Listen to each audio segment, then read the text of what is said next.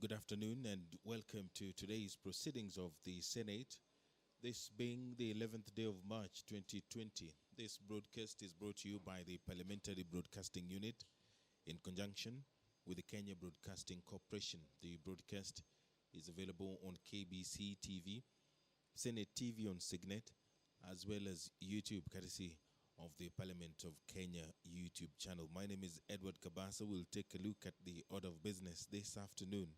The Senator for Uasin Gishu County, Senator Margaret Kamar, will present to the Senate a petition by Jack Willis Okumu Abuk and 4 other residents of Uasin Gishu County concerning the liquidation of Moi University Savings and Credit Society, also known as MUSCO. There will be a notice of motion by the Chairperson, Committee on Agriculture, Livestock and Fisheries, and it is on addressing the catastrophe of the desert locust invasion in the country, aware that for the first time in 70 years, Kenya is experiencing a humanitarian and conservation catastrophe in the wake of the desert locust invasion affecting more than a quarter of the entire country. Further aware that the swarms now invading Kenya arrived from Somalia and Ethiopia, where they have already caused widespread devastation of crops and grazing land before moving south and then west. Cognizant that locusts are highly mobile and destructive, and according to the Food and Agricultural Organization of the United Nations, FAO, each square kilometer of locust in a swarm can eat as much in a day as 35,000 people. Now, therefore, the Senate urges the national government through the Ministry of Agriculture, Livestock and Fisheries in partnering with the county governments to declare the locust invasion a national disaster, develop methods for sharing information and best practices to coordinate and build the necessary capacity in combating the locust menace to predict, monitor, and control the spread of new swarms, and also establish modalities for enhancing the requisite financial, technical, and logistical capacity of the Desert Locust Control Organization for Eastern Africa, and also support the counties with urgent and consistent resource such as pesticides, sprayers, and motor vehicles in order to control the reproduction and further spread of the locusts, fast track the impact assessment of the locust invasion, and ensure adequate restitution initiatives are in place for farmers who suffered loss as a result of destruction caused by locusts, and also establish mechanisms to safeguard the strategic grain reserves with a view to mitigate against famine and food shortages across the country. That is a notice of motion which will be given by the Chairperson, Committee on Agriculture, Livestock and Fisheries.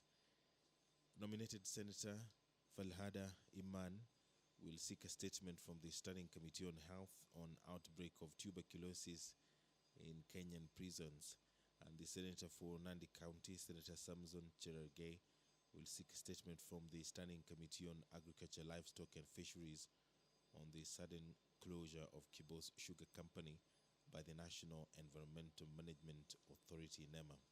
Also in the order of business this afternoon, debates on various bills, among them the Statute Law Miscellaneous Amendment number 2 Bill, National Assembly Bill number 13 of 2018, the Psycho Societies Amendment Bill, National Assembly Bill number 1 of 2018, the Fisheries Management and Development Amendment Bill, Senate Bills number 22 of 2019, and also the Independent Electoral and Boundaries Commission Amendment Bill, National Assembly Bill number 35 of 2019.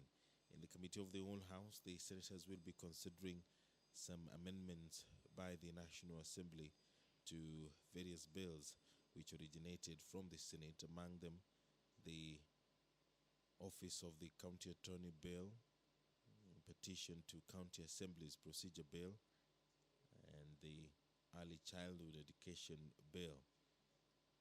There are also 2 bills. These are Senate bills which have been lined up for debate in the Committee of the Whole House, one by Senator Mary Senator, and the other is by Senator Abdullahi Ali.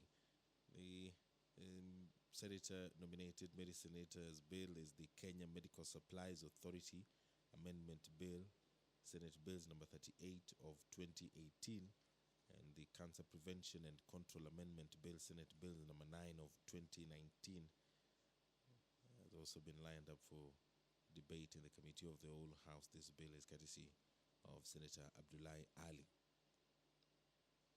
The Lifestyle Audit, number 2 bill, Senate Bills number 21 of 2019, will also be debated. The senators did debate this bill yesterday, but it was not concluded, and so that debate will resume this afternoon. I will now hand you over for the live proceedings of the Senate this afternoon, the 11th day of March 2020. My name is Edward Kabasa. Enjoy your viewing.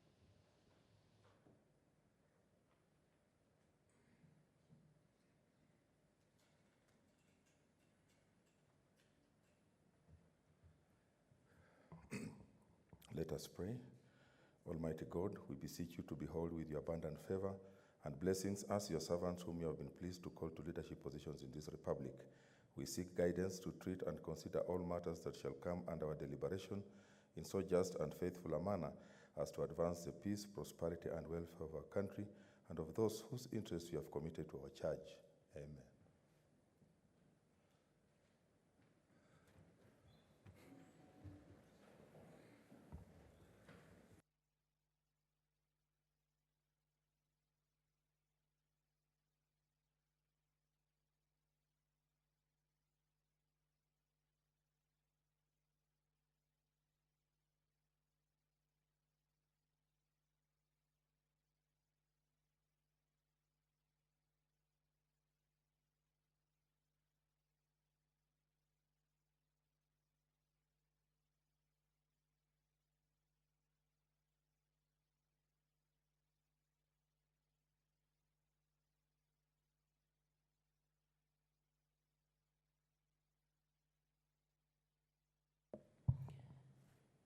Order number 1, administration of oath. Order number 2, communication from the chair. Order number 3, messages. Order number 4, petitions. Senator Kamar.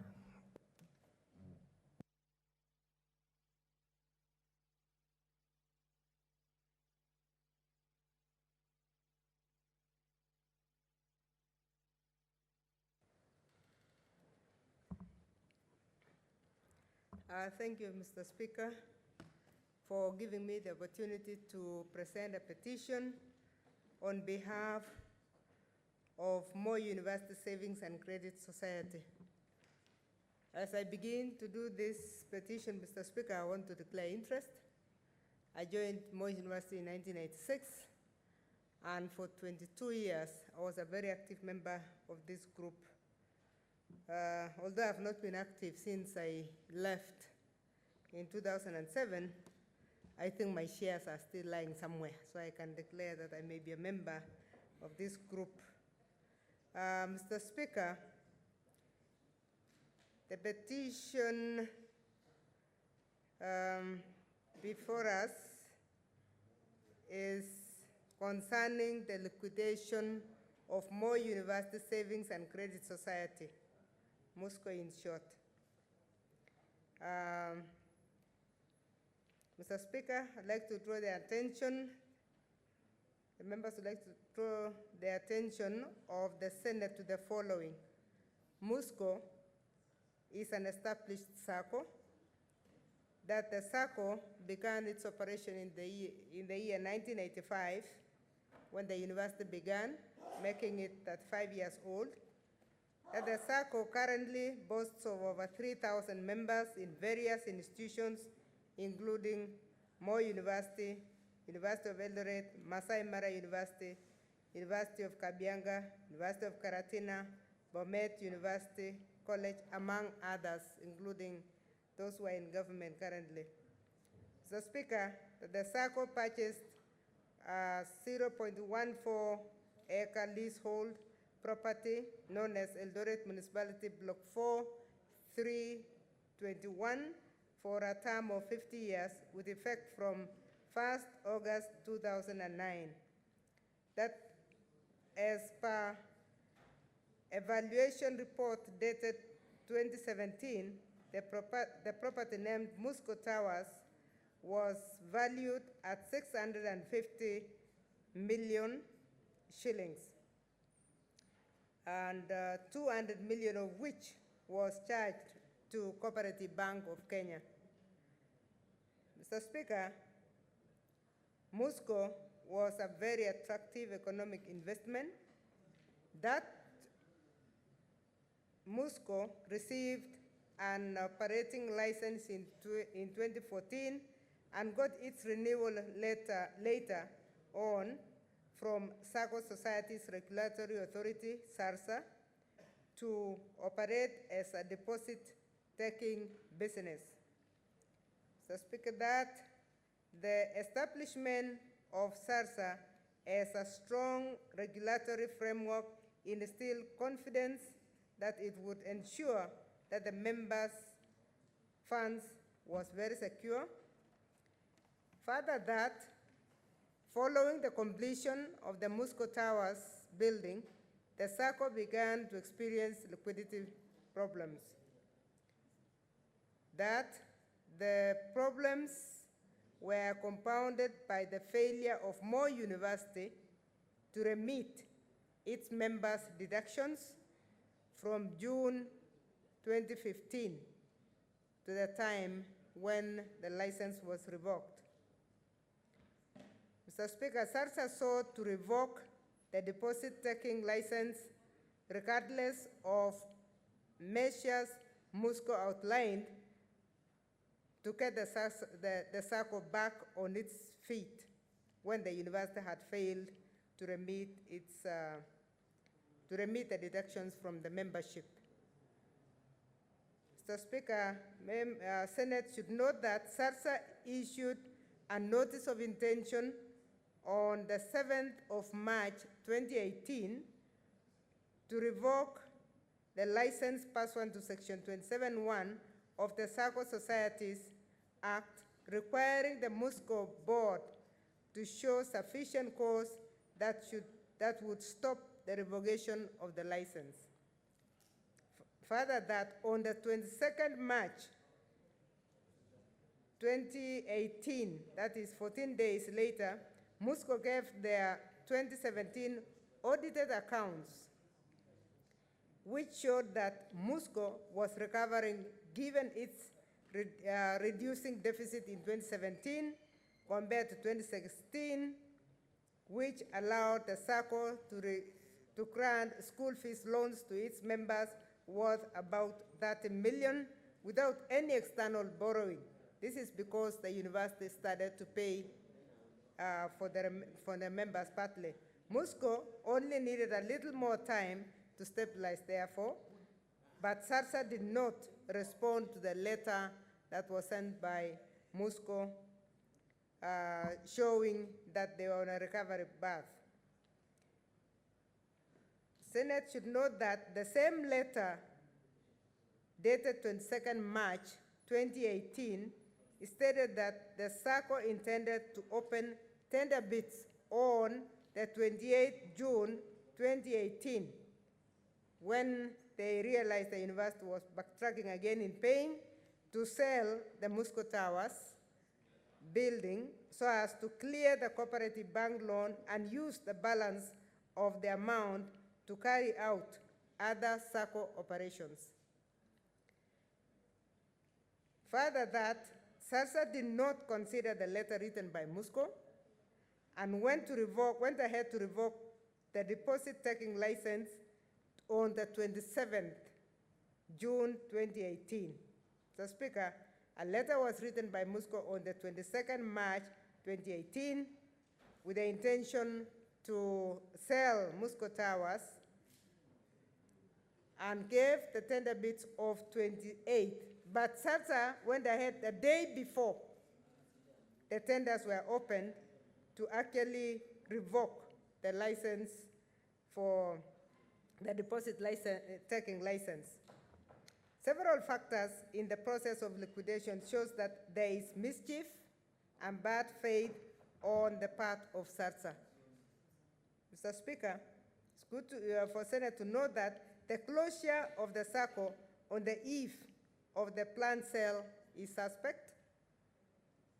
2, that the Commissioner of Cooperatives unlawfully cancelled the registration of MUSCO and appointed liquidators without carrying out an inquiry or reporting findings of a general meeting, the AGM of the society, before implementing its recommendations as is stated in Section 58 of the Cooperatives Act.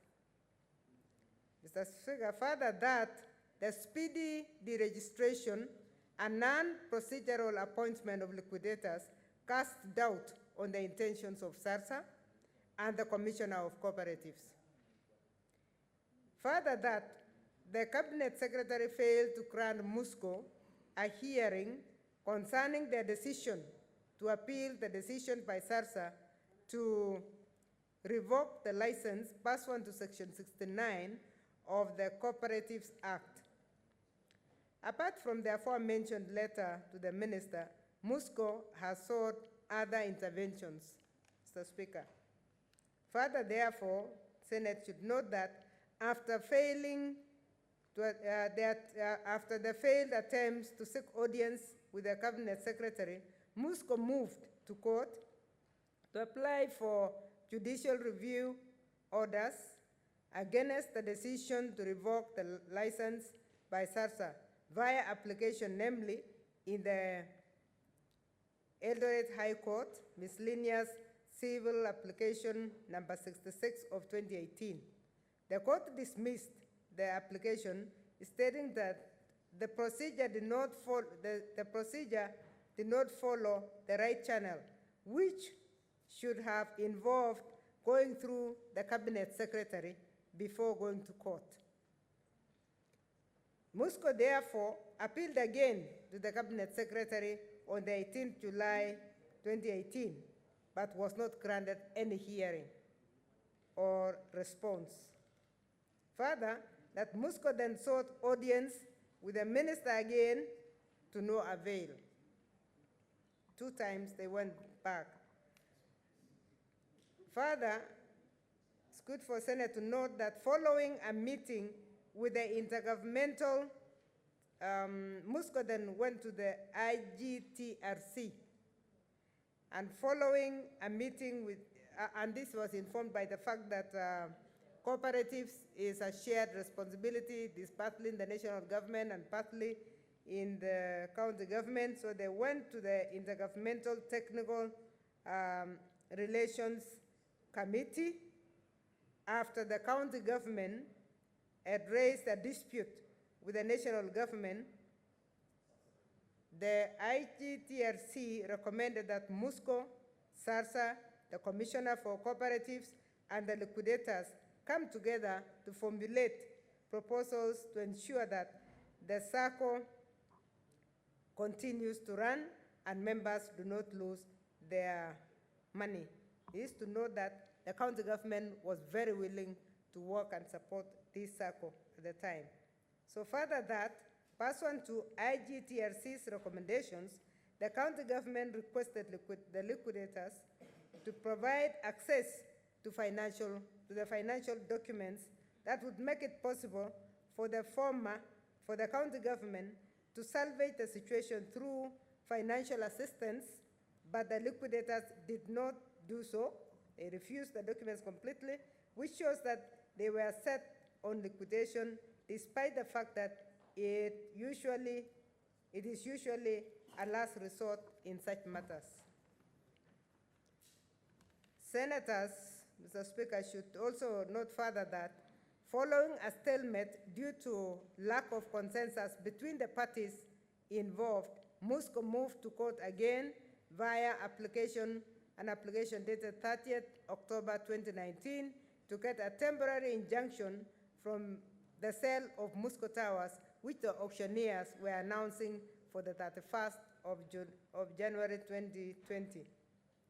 Further, that after the ruling, the auctioneers went ahead to issue a notice showing their intention to auction the property on the 3rd of March 2020. Further, that we have made the best effort, the Musco has made the best efforts to have these matters addressed by the relevant authorities, all of which have failed to give a satisfactory response or intervention. Finally, that none of these issues raised in this petition is pending in any court of law, constitution, or any other legal body. Wherefore, your humble petitioners, Mr. Speaker, pray that the Senate, 1, given the apparent non-procedural, unscrupulous, and suspicious behavior of SARSA, the Commissioner of Cooperatives, and the CS in charge of Industry, Trade, and Cooperatives, we would like to request the Senate to summon the aforementioned parties and grant us all hearing to resolve the clear failure by the former to perform their duties as state officers. 2, to stop the auctioning of the building because it is a hard sale of an undervalued property, since it is being sold at around 250 million, yet it is worth over 60 million. There is 650 million, thereby causing irrevocable loss to their shareholders. There is a valuation to that effect in 2017 of 650 million. 3, that Senate uncovers the possible canvassing involved by SARSA, the Commissioner of Cooperatives, and the Cabinet Secretary in charge of Industry, Trade, and Cooperatives, as is seen in the mismanagement of Musco in breach of their fiduciary duties, which failing to give any information concerning the process of liquidation. 4, demands for the Musco financial documents, which, since there is no other way to prove the financial issues present, this secrecy has led members to be in the dark concerning the amount of money currently being collected from Musco Towers as rent, how the money collected is spent, how loans taken by members are being recovered. In fact, it is believed that the money is being channeled through a KCB account, which has been quoted as account number 12351037006, Eldoret branch. However, this requires investigation since it cannot be proved. Also, there is no proof that KRA remittances are being made by Musco management currently. Finally, 5, Musco is, the petitioners are praying to Senate that finally that they expedite the process of investigation and resolution in the interest of justice and public interest, because they are bound to lose their hard-earned money, and it will set a terrible precedent. I thank you, Mr. Speaker. The signatures been done by 5 members, Jack Willis Okumu Abok, David Thuo Kamau, Rose Koima, Michael Kangogo, and Pamela Mora on behalf of the 3,000 members. I thank you. Honorable Senators, pursuant to Standing Order 231, I shall now allow comments, observations, or clarifications in relation to the petition for not more than 30 minutes, and I can see a lot of interest, so I'll give you 3 minutes each. Senator Mbogo Chilayako. Thank you, Mr. Speaker, for giving me an opportunity to make a few appropriate remarks regarding this petition. I want to congratulate my sister, Professor Kamar, for raising this issue. Mr. Speaker, this issue speaks to the purpose for which people come together to set up a government. People come together to set up a government to offer security for themselves against all manner of affliction. It's not just about physical security, it's financial security, it's welfare security, it's medical security, and all manner of security. The people of Moscow, the members of this cooperative society, came together to try and join government and assist government in securing themselves financially. Mr. Speaker, from the presentation, it appears that government has abandoned them. The same government is complicit and has joined hands with the people who are trying to create financial insecurity for these cooperators. This matter is urgent, and this matter requires the attention of Senate. Mr. Speaker, where I come from in Migori, we used to have a cooperative society called Sonyanko. We also had another cooperative society for farmers called SOC. Those cooperative societies went under, there was no government intervention, and the ripple effect of poverty and the loss of savings by these cooperators is a story that is yet to be told. Mr. Speaker, I support this petition, and the sooner these culprits, I do not want to call them honorable people, are brought before us, the better. And I hope members of the committee will put hard questions to them and cause them to intervene positively in the lives of members of the Cooperative Society of Moi University. Those are hardworking Kenyans. They are part of this nation and must be secured. Thank you. Okay, order, senators. Honorable senators, I would like to acknowledge the presence in the speakers gallery this afternoon of visiting students from Tangaza University College in Nairobi County. In our usual tradition of receiving and welcoming visitors to Parliament, I extend a warm welcome to them, and on behalf of the Senate and on my own behalf, wish them a fruitful visit. I thank you. I would also like to acknowledge the presence in the public gallery this afternoon of visiting members of staff from IALA, the East African Legislative Assembly, being led by Mr. Ezekiel Migosi. In our usual tradition of receiving and welcoming visitors to Parliament, I extend a warm welcome to them, and on behalf of the Senate and on my own behalf, wish them a fruitful visit. I thank you. Senator Cheriot. Thank you, Mr. Speaker. Mr. Speaker, this is a very important issue that is being raised by the petitioners who've sought the assistance of the Senate in trying to resolve. Senator Pereno, what's your intervention? Sorry, Speaker, but I thought you would have given us time to appreciate those that are in the public gallery, but I can do it after, if you may, after he finishes. When I give you an opportunity, you can use that opportunity to acknowledge them and also make your contribution. Yes, thank you, Mr. Speaker.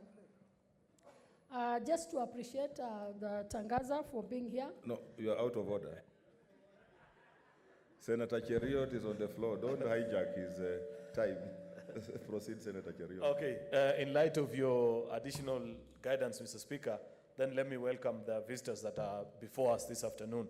I hope they have a fruitful engagement with us in terms of listening to the debate, and they find that which they sought as they came to this house. They are more welcome. Mr. Speaker, I was speaking about the long-standing dispute between SASRA and a number of SACCOs and MUSCO that are before us seeking the guidance of the Senate in trying to resolve this issue is one such example, Mr. Speaker.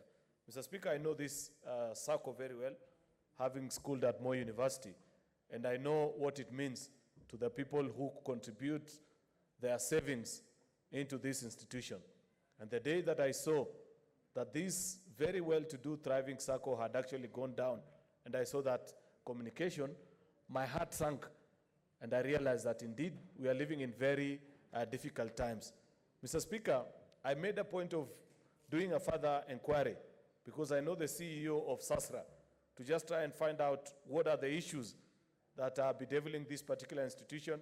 And in fact, I was more concerned because my county also has a number of SACCOs, and I know what SACCOs mean, especially to the ordinary Kenyans that we represent. Most of them put their life savings in this institution. Therefore, if we have weak regulations in this sector, Mr. Speaker, we are putting the lives of millions of Kenyans in danger.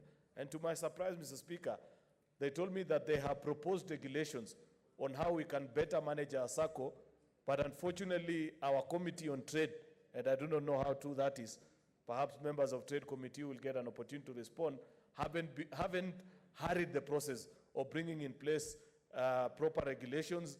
And one of the key most, Mr. Speaker, is seeing the competence of the men and women that are charged with the responsibilities of sitting in boards that run these institutions. 90% of the SACCOs that are failing, Mr. Speaker, are due to governance issues, where the members of board award themselves loans and employ their children and that kind of thing, Mr. Speaker. Therefore, it is important that the Trade Committee deals with this particular issue that is before us, but even more importantly, so as to save other SACCOs, hurry and expedite the process of completing that exercise that is before them of considering the proposal from SASRA in terms of legislation. Thank you, Mr. Speaker. Senator Wetangula Moses.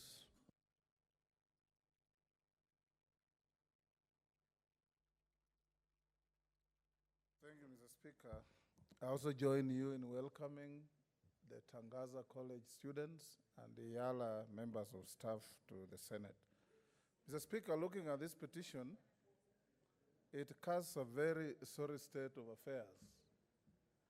The Speaker, this country is littered with frustrated, collapsed, and defrauded SACCOs everywhere. SACCOs are drawing members from workers who surrender a portion of their income with a hope that it will make a better tomorrow. But what turns out, Mr. Speaker, it's quite often a nightmare. I come from very close to Eldoret.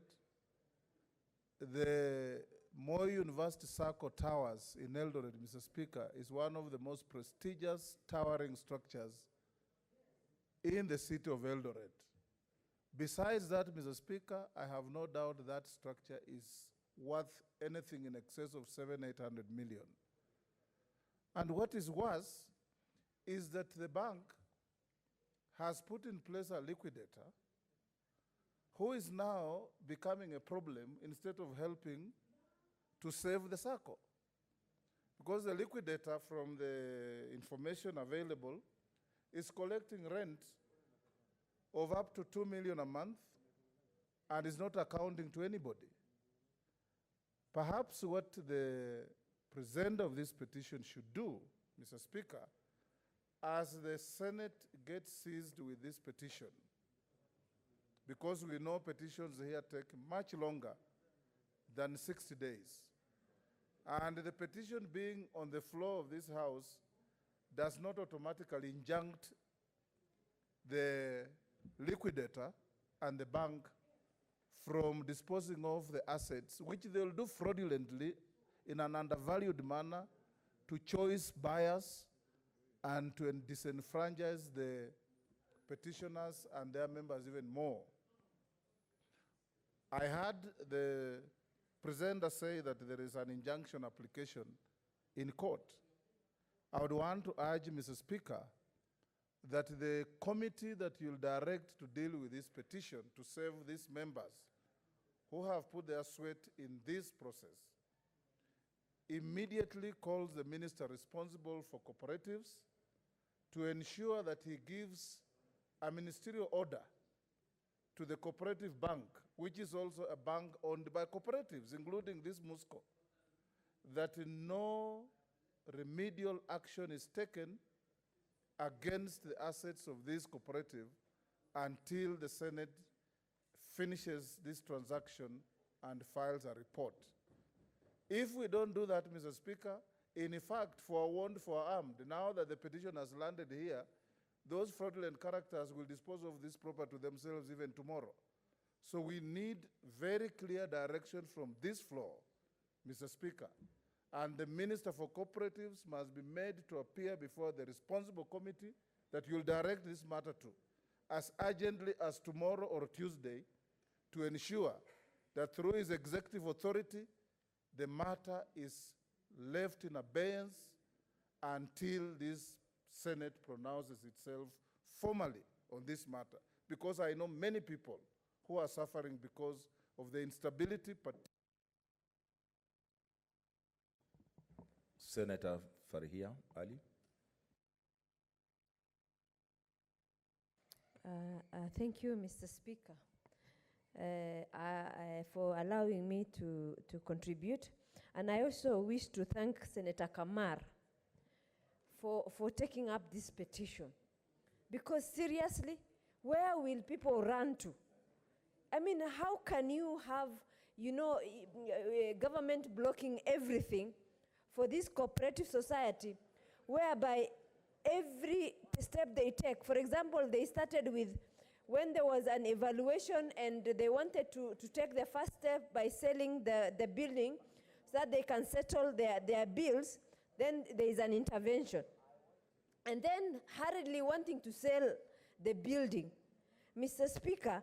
And then the question that, one of the clarification that the Senate needs to ask is, who has interest in this building? The other question is, as you summon the minister, I think also the university must be summoned. If the deductions were made from those employees, why are they keeping them, Mr. Speaker? If there is somebody who is insolvent, who should be declared insolvent, is the university. Why are they not able to meet their obligation, Mr. Speaker?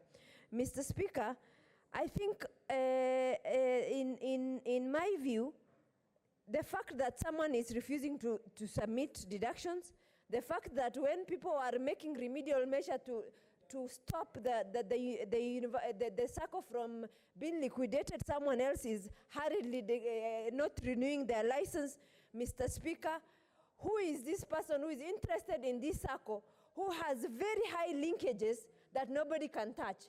Because, Mr. Speaker, whatever is going on here is illegal, Mr. Speaker, and then we need to as the House of Senate, we need to sympathize with those people who have put their saving in SACCOs, who want to ensure that at least the people, I mean, they save for their future, and then they are blocked from everywhere. Mr. Speaker, if we are supposed to help somebody, this is the right time that this House needs to help these people, so that it can be a lesson for everyone else. Mr. Speaker, I also want to join you to welcome students from Tangaza University and members of staff from EALA. There's a lot of movement, please. Okay, conclude. Mr. Speaker, this is the high time that corruption needs to be tamed in this country at whatever level it is. I thank you, Mr. Speaker. Senator Olekina. Mr. Speaker, sir, I thank you. I rise to support the petition by my good friend, Senator Margaret Kamar. Mr. Speaker, sir, I was looking at the Societies Act, and when I was listening keenly to the petition as it was being read, I was a little bit confused, and I'd like clarification on who appointed the liquidators. Because the Societies Act, Mr. Speaker, sir, is very clear.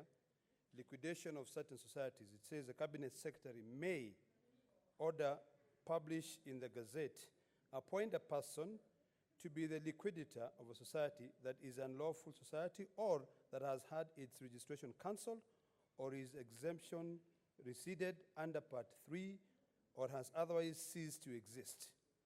So in the petition, it will be important for us to get that clarification of who appointed the liquidator. That's issue number one. Issue number two, the Cabinet Secretary has a very important role, and I was saddened to hear that he denied audience the members of a society. And this begs the question, why do people come together and form a SACCO? It's because they want to better their lives. It is because it is an easier way in a country like Kenya where interest rates have skyrocketed, where these members can be able to get easy cash or money available. I'm sure most members of parliament belong to a SACCO. So, Mr. Speaker, sir, this is a very important matter that I think we need, as the defenders of counties and the people of Kenya, we must be able to take action. And I would appeal to you, Mr. Speaker, sir, when you're directing this to the committee, it is imperative that the cabinet secretary be asked to stop, because there are procedures which are laid out in the Societies Act which must be followed. Number two, I'm also perturbed when I hear that the ministry, the university failed to remit the contribution of these members. So even though we're going after, the ministry and also the cabinet secretary and the financial institution, even the members, and Mr. Speaker, I'll request just 30 seconds to wind up, because I've got a very important message here. Even the administrators of Moi University should also be taken to task, because why is it that I contribute members to be sent to my circle and they don't contribute it?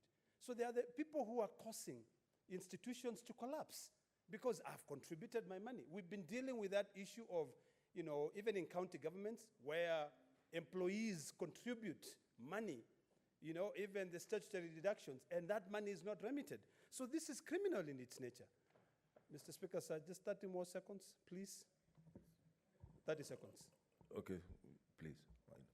And then finally, I think it is important when you are responding to the prayers, I think the first thing that should happen is that the auction must be stopped. Because what is happening, and it is quite suspect, most institutions, or rather most public buildings which are sold, they are mostly undervalued.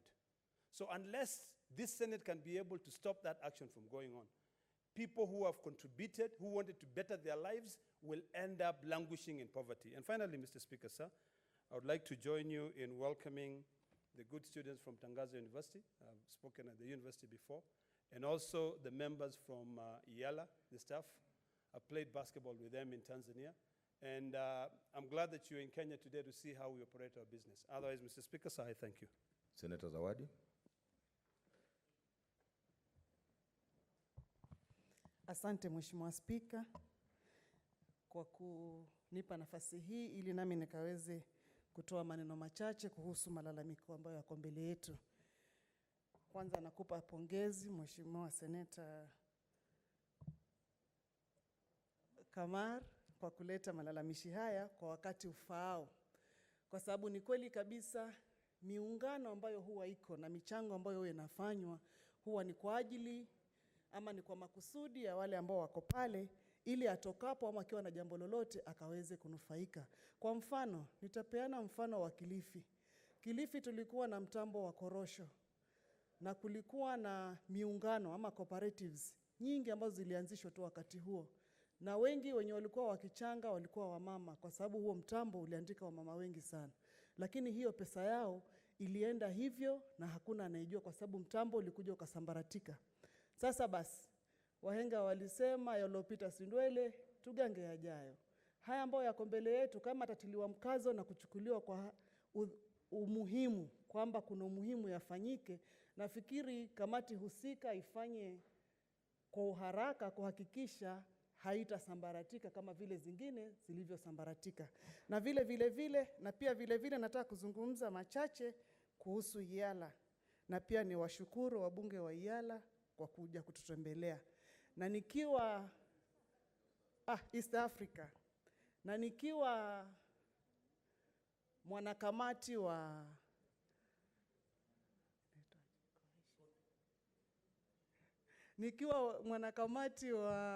inaitwaje Kiswahili,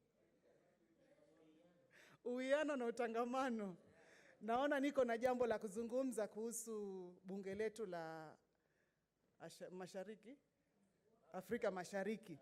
Kwa sababu tulikuwa na wakati na tukatembelea hilo bunge. Na baada ya tulikuja lakini tukawakosa, walikuwa wako likizo wakati huo. Lakini tulifanya ziara East Africa yote. Na katika mizunguko yetu tuliona kuna sehemu ambazo zinataka mkazo. Kwa mfano tulitembelea Zanzibar. Tukakuta maofisa wenu ambao wako kule Zanzibar, hata Kiswahili hawajui, angalau afadhali sisi tujaribu, lakini wale hawajui Kiswahili kabisa. Sasa tukashangaa wanafanyaje kazi zao na wale watu pale. Na pia vile vile nafikiri mngekuwa mnatilia mkazo Kiswahili kiwe kinajulikana nchi zote za East Africa, manake ndio nchi ambazo zinatembeleana na ziko kwa karibu na biashara zinafanya kila mahali. Kwa hivyo nafikiri Kiswahili kingedumu zaidi katika mabunge yote ama katika nchi zote husika za Afrika Mashariki. Na pia vile vile kuna mambo mengi tu ambayo yanaenda sawa na mengine hayaendi sawa. Okay. Senator Mtula Kilonzo Jr.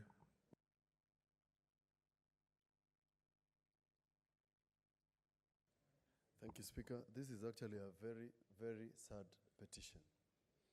It's a sad petition to the extent that it appears the members of this circle society have been ring-fenced by authorities, both at county, at national level, and to some level of extent, the judiciary, to frustrate them. Mr. Speaker, our constitution is clear, and maybe Senator Kamar can hear this, that our constitution allows people to get injunctive reliefs in anticipation of violation. The court cannot dismiss a suit simply because a procedure was not followed. It's an anticipated violation.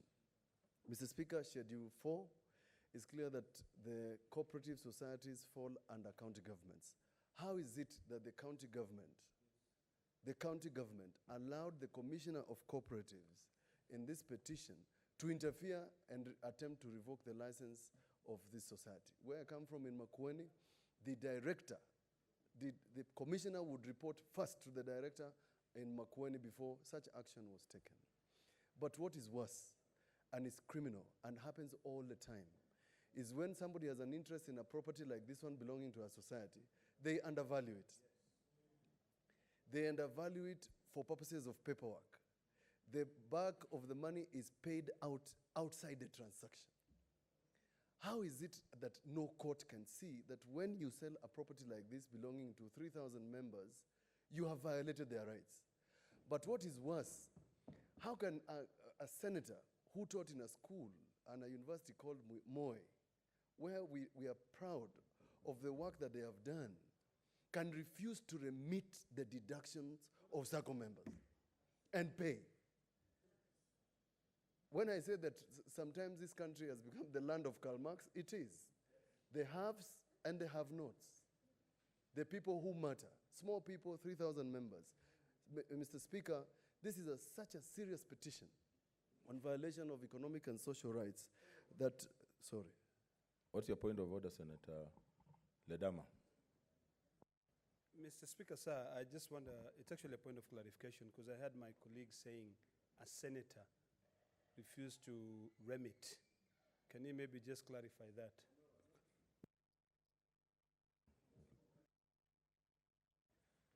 I said a university where our senator taught, Moi University. So you're also aware, yes, you're an alumni of Moi University. I think from wherever they are listening, it is an anathema. It is a violation of values and principles of public service to do this to ordinary Kenyans. Who will save Kenyans from Kenyans themselves? Who will speak for ordinary Kenyans? If you can sell, there's a reason why, Mr. Speaker, and I wish you'd allow me 1 minute.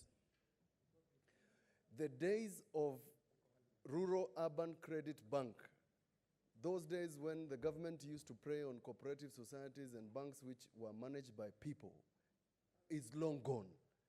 And SACCOs is one alternative method of members saving their money and operating in a quiet manner away from the merchants called banks.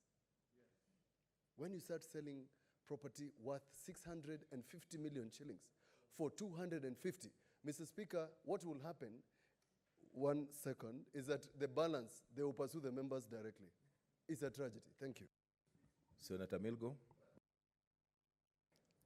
Thank you, Mr. Speaker, sir, for giving me this chance to speak to this matter also. And I wish to say that this is really a matter of real concern, more particularly because these members of Musco society are becoming helpless in their own country.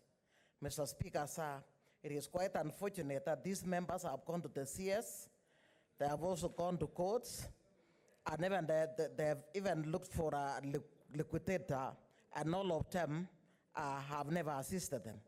It is even quite unfortunate that the liquidator himself, or rather that institution, is actually registering the SACCO and then wanting to sell that is the structure that has been put up by this SACCO society.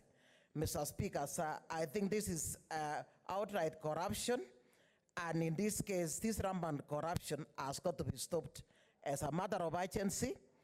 As somebody has already spoken to this, that we call the CS, this liquidator, to come and answer to these cases of actually not following the right procedure.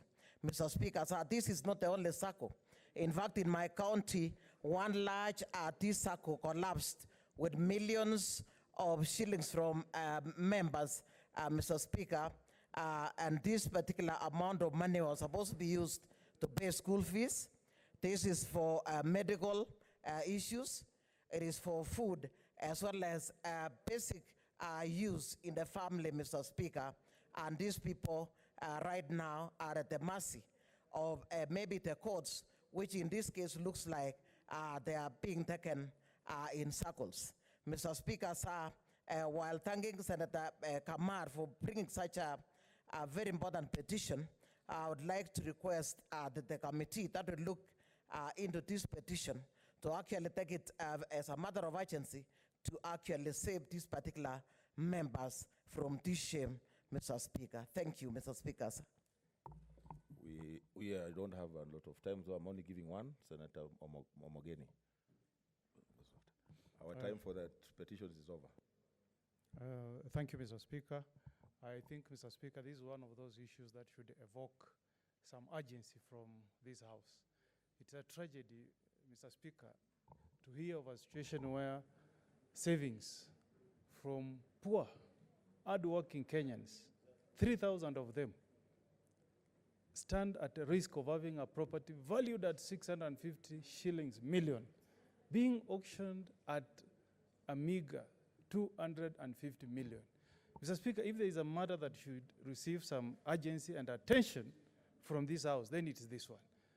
And Mr. Speaker, we all know, you can imagine even if it's from us, we, senators, you save your money in a SACCO, you buy a property, then you wake up one day and find somebody auctioning your property valued at 650 million at 250 million. Mr. Speaker, for some of us who practice in courts of law, there are some matters that are handled with what we call certificate of urgency. And I think this one, even though we don't have such a term in our standing orders, this is a matter that should be disposed of with some urgency, so that the people who have brought this petition to this House can have some hope. They can have some hope in this House, Mr. Speaker.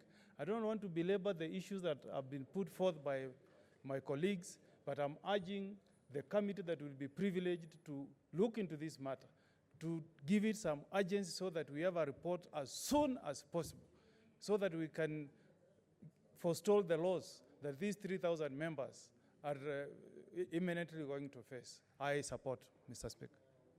Okay, there are special requests because of interests. Senator Pareno has served in Yala, and therefore when she saw the stuff, she saw exactly. Let me give you 1 minute. 2 minutes, then Senator Musurube has also said she has taught in a university, so she wants also to say something. So Senator Pareno. Thank you, Speaker, for noticing that I have really special attachment to Yala. I stand to appreciate them. I have seen the Sergeant at Arms Bigosi, I have seen Victor Manzi, I have seen Maria, and so many others, Mr. Speaker. Mr. Speaker, I just want to passionately appeal on their behalf. The last time we visited the headquarters in Arusha, we found that the staffs that were there had all, in fact, their contracts were all expiring, and that there was no more recruitment. I am hoping that now it has improved. There is something that they were calling institutional review of the whole institution, and these people, this staff you see here are very hardworking. Our own Bigosi and the rest from the rest of the East African countries, very hardworking people, but they need help from the partner states. Mr. Speaker, we visited, and I headed the delegation of the National Cohesion Committee of the Senate, and we visited all the EAC institutions. And it was a message from all over that we need to speak on their behalf, that we need a lot of commitment from our countries, and the commitment is nothing other than financial support for these institutions that we have. So, Mr. Speaker, I really appreciate them. I know they have a lot to learn from this partner state, being one of their partner states. Maybe they will be visiting other partner states, and we wish them well as they continue with their journey. Thank you, Mr. Speaker. Okay, finally, Senator Musuruve. Honorable Speaker, thank you for this opportunity, and kindly allow me to join you in welcoming the students from Tangaza in the house, though they have left, and also the workers from Yala. And Honorable Speaker, I want to commend Senator Professor Kamar for coming up with this statement. And it is unfortunate that Moi University is an institution that has already established for over 35 years. It has already been there. And I want to say that it is a reputable university, and it is unfortunate that 3,000 members who are 3,000 workers who are members of that circle are really being affected because of just a few people who are being cunning. And I want to say, as Honorable Speaker, that the prayer of Professor Kamar is genuine and legit. Professor Kamar wants the Senate to intervene so that they save the property of the circle so that it is not sold. Because this compromise of selling the property at 200 million, a property that is valued at 650 million, it is actually a cunning way of sorting out an issue. And it's unfortunate that about 5 people can just sit and decide to take this kind of direction. There is need also, when the Senate is calling upon the CS to come here, the CS should come, the university management should come, the circle also management should come, so that all key stake players come on board, so that they are asked questions. Because, Honorable Speaker, circles play a very important role in the lives of people. Circles bring monies together, and when they bring monies together, they're able to offer their members loans at a reduced interest rate. And just any other normal Kenyan can really benefit. Allow me kindly. Thank you. Normal Kenyan who is hardworking can benefit from circles because you can take a loan from the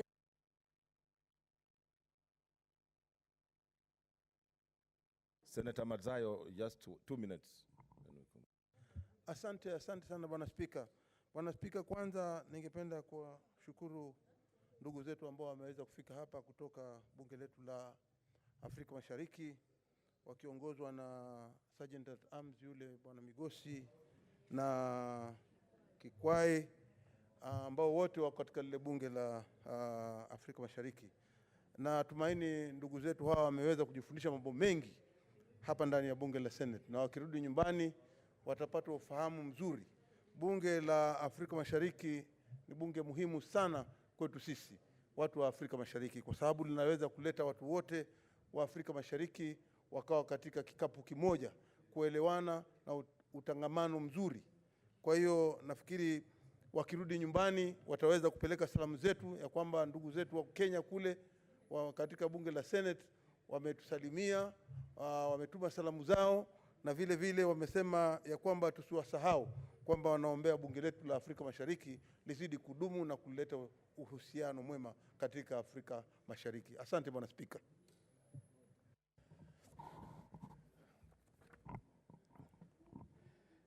Okay, honorable senators, from the contributions, you realize that this is a weighty matter.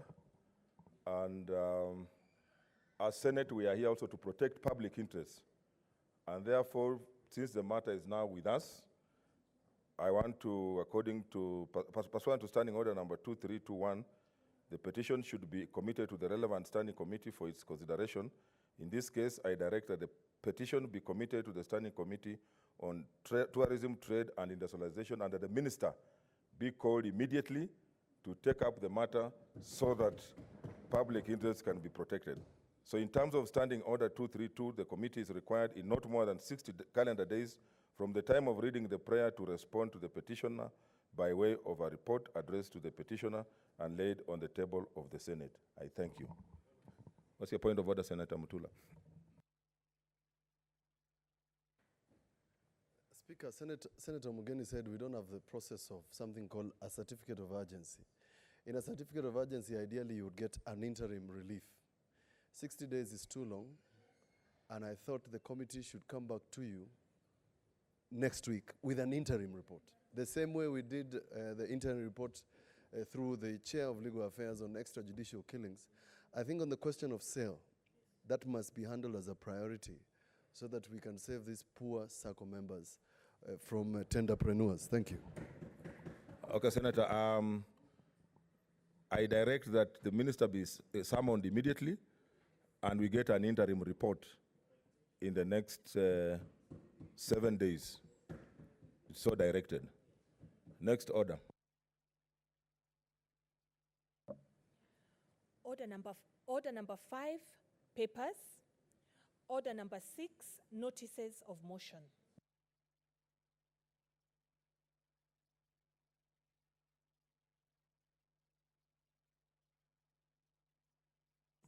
Chair, Agriculture. The vice, I'm told us to do it. I think we defied. Next order. Order number 7, statements.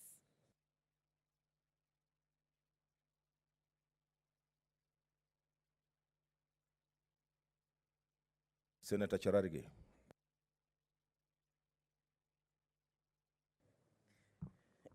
Thank you, Mr. Speaker, sir. Request for statement on the sudden closure of Kibos Sugar Company by the National Environmental and Management Authority, NEMA. Mr. Speaker, sir, I rise pursuant to Standing Order 48-1 to seek a statement from the Standing Committee on Agriculture, Livestock and Fisheries regarding the sudden closure of Kibos Sugar and Allied Company by the National Environmental Management Authority, NEMA. In the statement, 1, the committee should state the reasons that led to the sudden closure of Kibos Sugar and Allied Company despite the fact that it had been operational for many years. Second, explain why the Ministry of Agriculture has done nothing to rescue the company from closure, especially considering the fact that this was the only operational sugar company in the region after Chemelil and Miwani sugar companies went under. Mr. Speaker, it has to be noted, and for the benefit of members of this House, that Kibos Sugar Company serves 3 counties: Nandi, Kisumu, Kericho, and Vihiga counties, and Kakamega also, Mr. Speaker. So it is the entire of that part of region. The biggest suppliers of cane to Kibos Sugar Company is Nandi, followed by Kericho, thirdly followed by Kisumu, and finally Vihiga. So, Mr. Speaker, in the region after Chemelil and Miwani sugar companies went under. Third, state the fate of sugar farmers in the region, as well as the staff that have worked in the company. And finally, outline the measures, if any, that the ministry will put in place to ensure the company returns to full operation in order to sustain the livelihoods that are currently at stake. Mr. Speaker, sir, what I want to request with your indulgence of your office, that this is a matter of great urgency, especially to my region, Nandi County, Kisumu County, Kericho County, and Vihiga County, Mr. Speaker, because you saw farmers 2 days ago were on the streets in Kisumu County and in Nandi Mberere because of the fact that they have not been paid, Mr. Speaker. Mr. Speaker, you are aware that in that region, the only operational sugar company with distillery, with fertilizer, was ready to open a fertilizer plant, was Kibos Sugar Company, Mr. Speaker. And therefore, Mr. Speaker, I can tell you farmers from Nandi, Kisumu, Vihiga, and Kericho are now suffering, Mr. Speaker. These are the livelihoods. This is like the one you are talking about, the petition that Professor Kamar brought. These are what we call the small people. These are the people, Mr. Speaker, that are farmers that depend on cane supply because in that Order, we have Senator. wages. I know you are passionate about it. Yes. But Kibos, I also worked there in my earlier life. But you are now discussing the statement. My apologies, Mr. Speaker. You know my sugar levels went up because of the suffering of the people that supply sugar cane to Kibosa. I thank you, Mr. Speaker, and I request that this matter be handled expeditiously so that farmers can continue to supply cane and sustain their livelihoods. I thank you, Mr. Speaker. Okay, I'll let the Senator for Kisumu assist you also because he's a direct Senator Uta. Thank you, Mr. Speaker. Senator Kajwang, what's your intervention?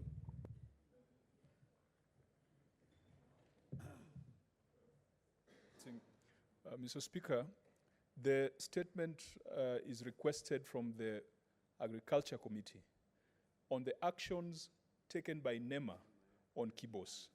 I just wanted to ask whether it would be in order to either have a joint committee looking into this, because some of the issues raised relate to agricultural policy, but others are environmental. And those of us who have read a little bit about the background of the closure of Kibos, it is because of environmental concerns. So I just wanted to request if you could direct that the matter be handled by the two committees so that it can be canvassed appropriately. Noted. Senator Uta. Thank you, Mr. Speaker. Mr. Speaker, I also rise to support the statement by my neighbor and my good You can see friend. another intervention, sorry, Senator Uta. Senator Musurve, what is your intervention? Honorable Speaker, kindly just allow me to also suggest that the Committee of Labor should be involved in this investigation because there has been. Kindly allow me to explain myself, Honorable Speaker. From last year but one, there have been a lot of complaints that we have a school for the blind at Kibos, and generally, these children have a problem with eyesight, and there has been a lot of pollution from there that even makes the situation worse. So I think, Honorable Speaker, it would be good to amalgamate all these committees to ensure that we are sorting out these issues for the best interest of everyone else. Okay, Senator Uta.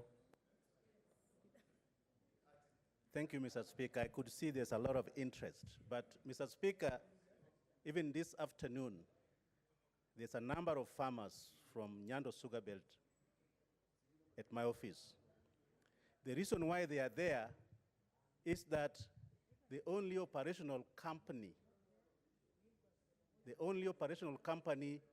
which is Kibos Sugar Company, that has served farmers for a number of years, was ordered by NEMA to be closed. A number of farmers have taken their products there. For the last 1 week, there is nothing happening at the Kibos Sugar factory. And as you have heard from my neighbor, Senator Cherengai, the Kibos Sugar factory is the only one after Chemelil, Muhoroni, and Miwani went under. The reason why we are requesting for this statement is that the livelihood is threatened. And that's why a lot of farmers were on the street, they were striking, and we are here to stand with our farmers and to stand with Kibos Sugar Factory so that the factory should be opened to allow the farmers continue with their livelihood. This is a matter of urgency, Mr. Speaker, and I would want to request that you order that the committee concerned should be able to report within 1 week. Senator Bogisho.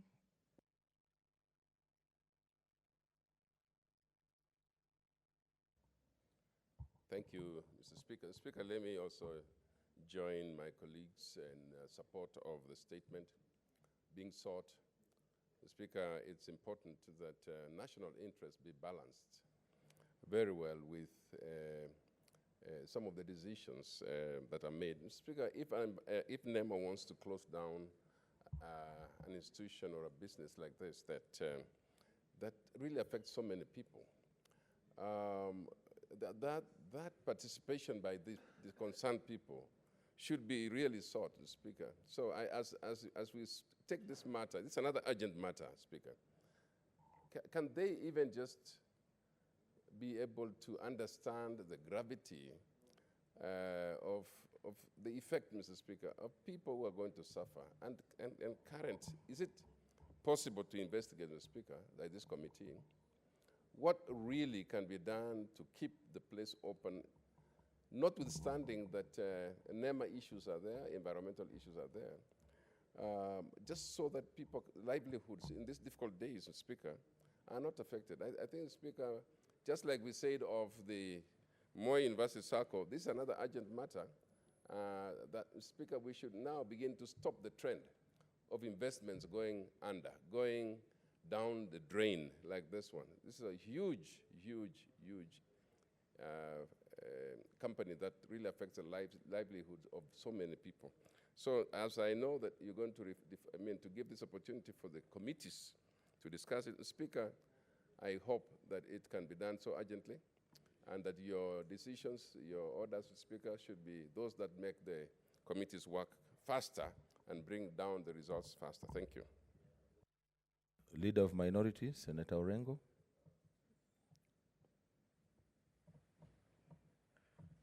Thank you, Mr. Speaker. Before I support the statement, I want to declare my interest that at one time I've acted for the county government of Kisumu on a matter concerning Kibos Sugar Company and some individuals who had taken that factory to court on account of environmental questions.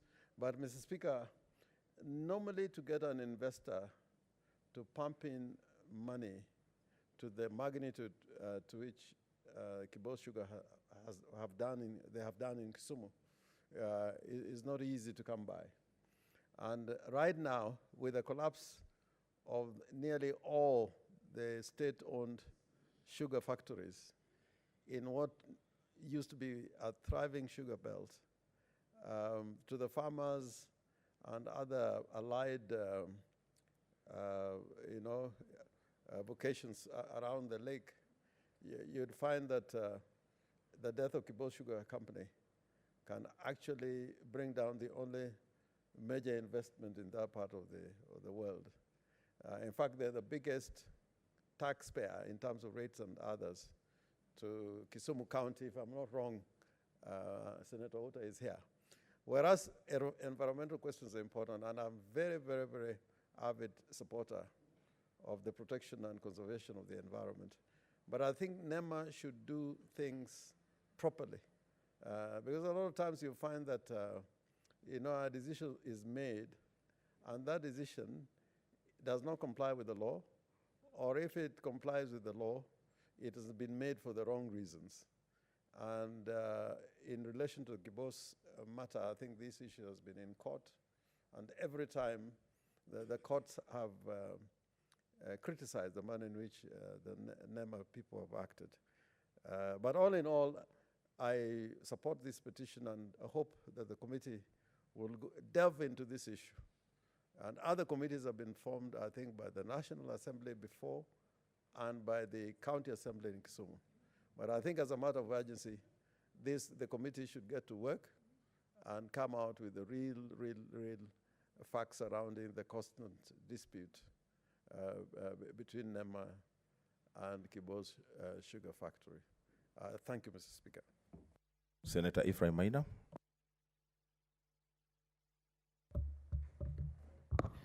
Thank you, Mr. Speaker. I'd like to support this statement on the closure of Kibos Sugar Factory. Mr. Speaker,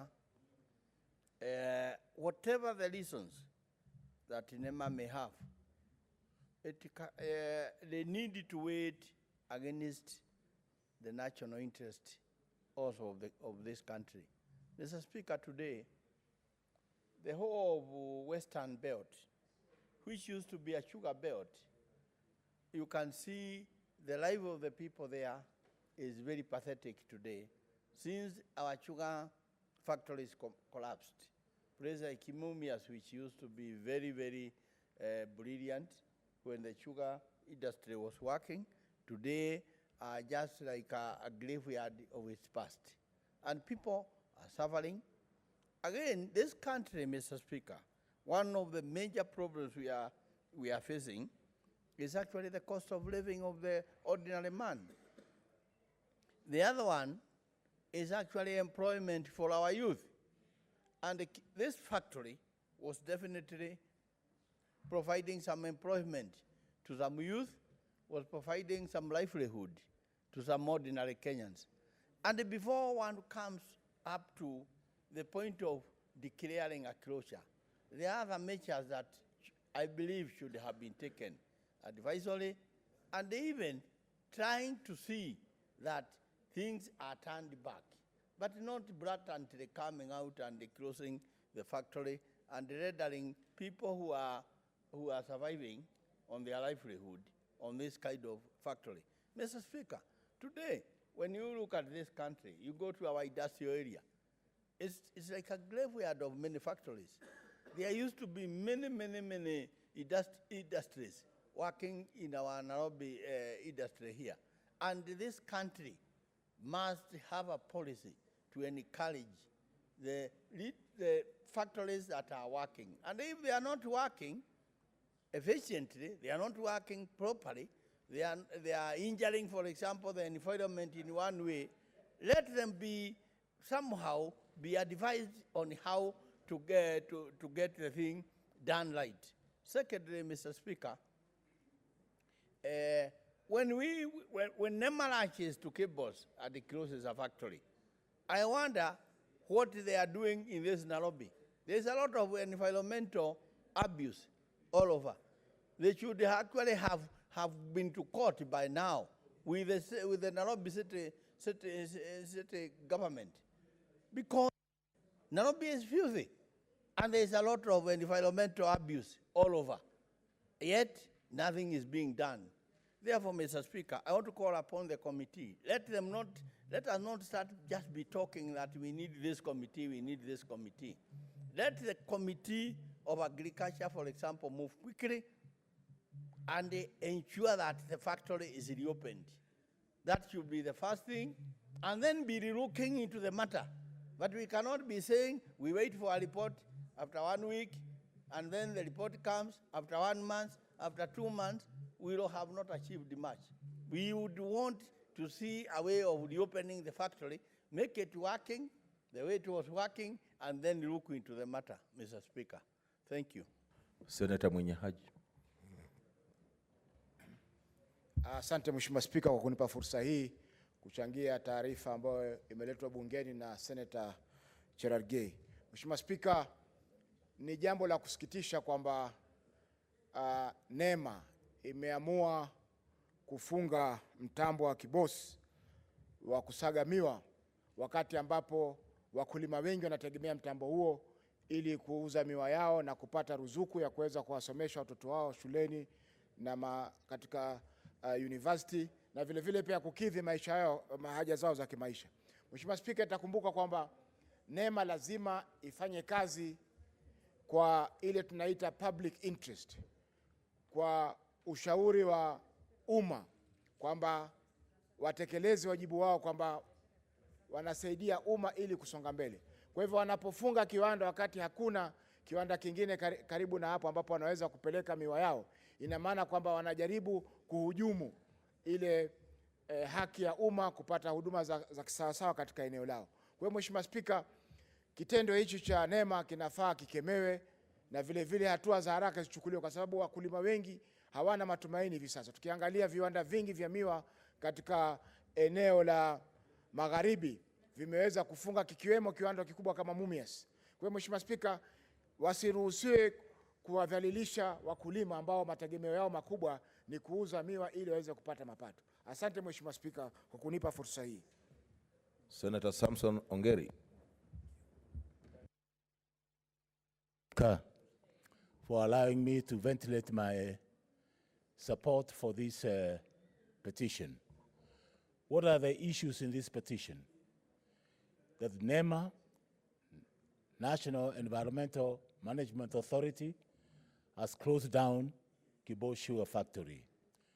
We suffering, the suppliers of the cane to Kibos, farmers cutting across more than 3 counties, and I thought that was the best way of demonstrating the BBI approach in getting all farmers from Nandi, from Kakamega, from Kisumu, from Kericho, converging in Kibos, and therefore enhancing the debate of BBI to continue living together peacefully while harnessing the economic potential of that region.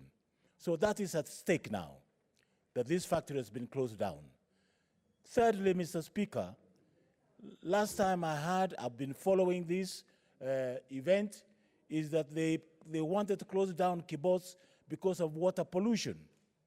And they went around and they managed to be able to clear that point by working closely together between the management of the NEMA and the company management, and that issue was resolved. The next stage that comes on the stage is the accusation of air pollution, giving them 30 days to close down that factory. Mr. Speaker, you will appreciate that a factory of that magnitude, if you are accusing it because of the size of the particles being emitted to the atmosphere, and there is an argument whether this is allowable or non-allowable, I think it's neither here nor there, even if they wanted to follow the law to the end.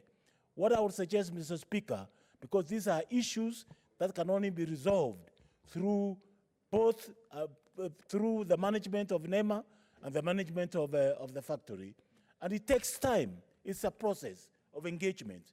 So what I would have suggested, Mr. Speaker, now that some of us who are conversant with the NEMA laws and regulations, because I was one of those who created NEMA when I was in UNEP, and therefore I am very fully conversant, whereas I'm persuaded that they should take action at an appropriate time, but the time they have taken to take action, I think is very inopportune, simply because they have locked out farmers who have already cut their cane, and it's been rotting out there. There is no other factory, alternative they can take their cane to. Therefore, they have caused these farmers to suffer a great loss because cane is drying up.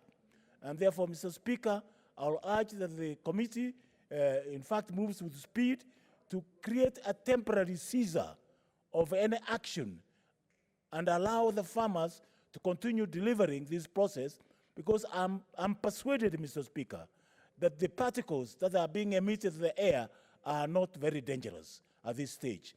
They do fall within the given permissible law.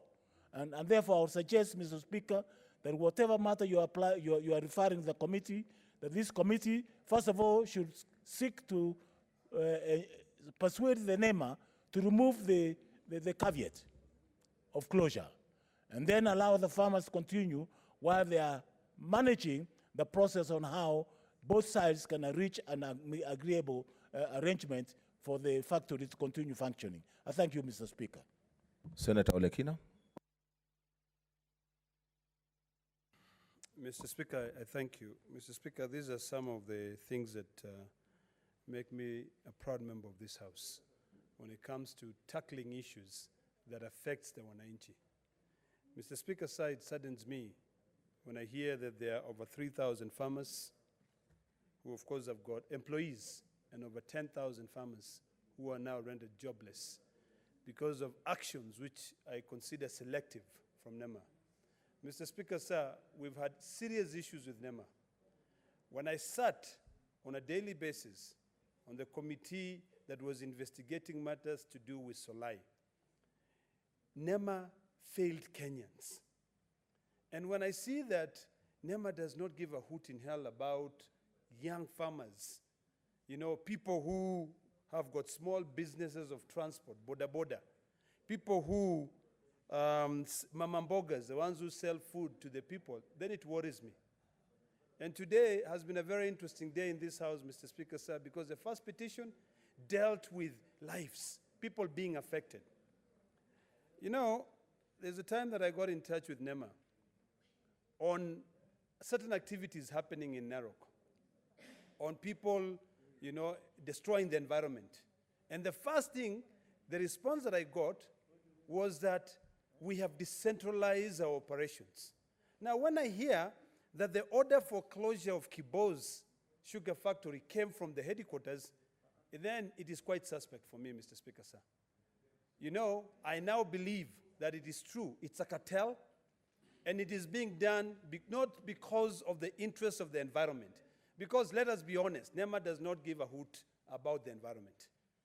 Mr. Speaker, sir, where I live, you know, literally 100 meters away from my house, people are harvesting volcanic ash. And when you call NEMA, they say they cannot come. I think, Mr. Speaker, sir, we really have to worry about Kenyans, the poor Kenyans who are on the streets, the poor Kenyans who now cannot be able to supply their cane to a sugar factory, more so because of two things. One, Mr. Speaker, sir, the fact that NEMA has closed down the factory that has been supporting them. And two, because of the laws that govern the sugar industry. Zoning, whereby if you are growing your cane in one particular area, you cannot be able to sell in another area. So, Mr. Speaker, sir, these are matters which I would like to beseech you to move expeditiously to ensure that once you assign this task to the committees, this action is taken immediately, because soon we'll have students going home because their parents cannot afford to pay school fees. We'll have people dying because their parents cannot, or they cannot afford to pay medical bills, because what they want, or rather the economy that they depend on, is being destroyed. So we cannot allow greed. Whenever we have industries that comes and set up, the only thing that we should do is ensure that they employ locals. You know, this industry, Kibos, apart from another one which is in Narok, which is employing all foreigners, the one in this area, it is employing the local people. 3,000 factory employees, 10,000 farmers who supply sugarcane there. Where do you want them to go? Mr. Speaker, sir, these are things that lead to a revolution, because we cannot be proud to say that we can be able to afford our lives, drives our, you know, $100,000 cars, yet the farmers who are working hard, the ones who vote for us, you know, we allow certain actions of certain individuals, and particularly coming from the headquarters. What business does the person from the headquarters have in going down to a centralized operation and closing it down? Mr. Speaker, sir, I think, and I'm a little bit concerned, and maybe this is why we need to amend our standing orders a little bit. Because earlier on, Senator Omogeni said, in this house, we do not have a certificate of emergency. But this is an emergency. We may need to ask ourselves, what action can be taken immediately? Certificate, you mean certificate of urgency? Urgency, certificate of urgency, sorry. Not emergency. Not emergency. But this is an emergency, Mr. Speaker, sir. You know, this is an emergency. Because we cannot allow, you know, action of an individual. You know, what were you doing for that pollution to escalate to that level? You know, these are things, Mr. Speaker, sir, that, you know, you go down there, and then you are told, okay, you can now operate, and then give us an envelope. And then after 8 months, it comes back again to the same level. I think we need to set standards. And I also want to appeal to the operators of Kibos. I don't even know them. But I want to appeal to them that let us take care of the environment. If there is anything that you're doing, go through the environmental impact assessment. The law is clear in terms of the procedures that needs to be followed. So NEMA has got to be clear. If you've decentralized your operations, you've got no business issuing orders from the headquarters, such that when the inspector, I think his name is Richard Korir, was asked why, you know, when he was being given the petition by the farmers, he said, I cannot do anything, take this to the headquarters. I'll take it to the headquarters, let them respond. Because the matter has been taken away from him. It's too big. You know, it's all about money. So, Mr. Speaker, sir, I plead with you that you assign this to the committee and ensure that they move expeditiously, maybe even on Tuesday or even tomorrow. They can be able to make sure that they summon the directors of NEMA, and also the directors of that company, so that we can save these poor Kenyans who depend on that factory for sustenance. And thank you, Mr. Speaker, sir. Senator Farhia, you know your headgear blends very well with the seat. I'm not sure whether you are there or you it's your opportunity. Thank you, Mr. Speaker. Mr. Speaker, for giving me this opportunity. Mr. Speaker, according to the Jubilee agenda, we have, 4 things that we need to accomplish. And one of them is, industrialization or having factories. Mr. Speaker, if we are closing the factories that we have, we are going back on our agenda, Mr. Speaker. Mr. Speaker, the other issue is, the way I had this issue being discussed, unless the forming of an ad hoc committee will make it a lengthy process, Mr. Speaker, I see there is 4 committees that need to handle this issue. And therefore, and then joint committees, usually there is normally a quorum issues. It's very difficult to get quorum for all the committees at the same time. So, Mr. Speaker, I recommend we have an ad hoc committee so that this issue is handled expeditiously, Mr. Speaker, and tackled well, so that this is properly concluded, Mr. Speaker. And when we are constituting this ad hoc committee, Mr. Speaker, my recommendation is let us put people who are from that area so that they can handle that matter very well, because people who are passionate about, but Mr. Speaker, however, because of also environmental issues, there is also a big problem. So there is a need for balancing act, Mr. Speaker, because if we continue with the degradation of environment, Mr. Speaker, we are going to put this country into trouble. And Mr. Speaker, I also do not recommend a closure of an industry, because the industrialization is what we need. So there is need for having a framework whereby people have a clear agenda in terms of what needs to happen until the environmental issues are addressed. Meanwhile, this factory should be open ASAP. So, Mr. Speaker, I am not sure whether you got my point. I wanted you to consider constitution of an ad hoc committee, because there are 4 committees involved: the trade one, the environment, the agriculture, and then labor. So there are 4 committees, and to get quorum for all of them might be a challenge. So if formation of ad hoc committee will not be a challenge, I suggest that that is the route we should go, because getting quorum for all those will be a bit of a challenge. I thank you, Mr. Speaker. Senator Maruma. Thank you, Mr. Speaker, for this opportunity to add my voice and support Senator Fonandi, Senator Gay, because of this statement that concerns the closure of Kibos because of a directive by NEMA. Mr. Speaker, for starters, in the government's Big Four agenda, we have industrialization as one of the components of the Big Four agenda. So closing Kibos clearly negates the realization or success of the Big Four agenda. Secondly, Mr. Speaker, I would like to say that the trend that is going on in Kenya is not one that can be laudable. Closing factories. When we want to open many factories, establish many factories to create employment, Mr. Speaker, then the factories that we can create in Kenya which can work are factories that are agri-based. We cannot produce even toothpicks and other things. We rely mainly on imports from China. So if we start closing agri-based companies, I don't know where we are going. And it has been stated clearly that the type of employment that we are going to deny our people is almost 13,000 people who are directly employed by the company and who are indirectly employed in the farms and so on, Mr. Speaker. So I would like to say that before recommending the closure of the Kibos company, I think NEMA should have done a very wide consultation with the mother company, that is the Ministry of Environment, and also the government at large, because the Big Four agenda of industrialization is one whose time has come.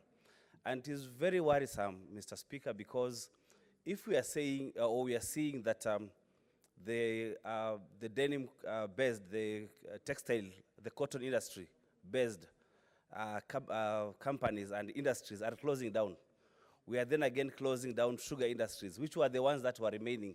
What else would remain, Mr. Speaker? It means that people in Kenya would remain poor and they'll be impoverished.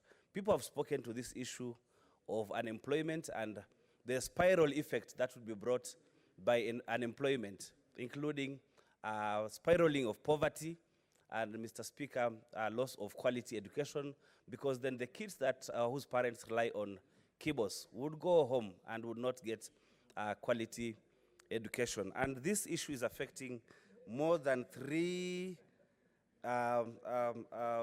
counties, including Nandi, Kericho, Kisumu, and so on. I think what should happen, Mr. Speaker, the central government and the county governments need to look very closely onto this issue of closure of kibos so that they can have interventions. Senator Faria has spoken very well and has said that we need to look at both sides. That is the side of closure of the company because of environmental issues, but also we need to look at the environmental issues that have been addressed here. And I would like to say that the issue of NEMA, or the NEMA is domiciled within the committee which I sit in, that is Lands, Environment and Natural Resources, and I would be glad if I'm involved in that, the adjudication of that statement, because they need to call the county government, we need to call all the stakeholders, KIBOs, the directors of KIBOs, and the directors of NEMA, and the Mother Ministry of Environment, so that they can tell us the total and overall effect of closure of KIBOs. Otherwise, we need to condemn this act, and it needs to be slowed down so that the people who benefit from KIBOs Sugar Company are led to continue benefiting. I thank you, Mr. Speaker. Thank you, Senator for Taita Taveta. Senator Abshiro.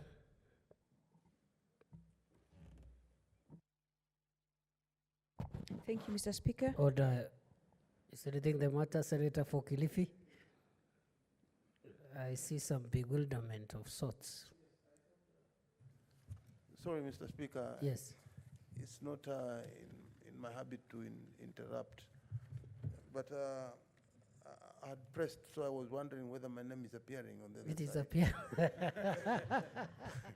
It is appearing. Unless, but I thank you. You'll be the next speaker. I thank you. Thank you. Senator Abshiro. Thank you, Mr. Speaker. Mr. Speaker, I rise to support this statement by our colleague, Senator Fornandi. Mr. Speaker, it's really sad that all we are seeing is closures and going under of SACCOs, and it's a really gloomy day considering that we're supposed to be a middle-income country, and as per our Vision 2030, by now we should be a prosperous middle-income country at this point.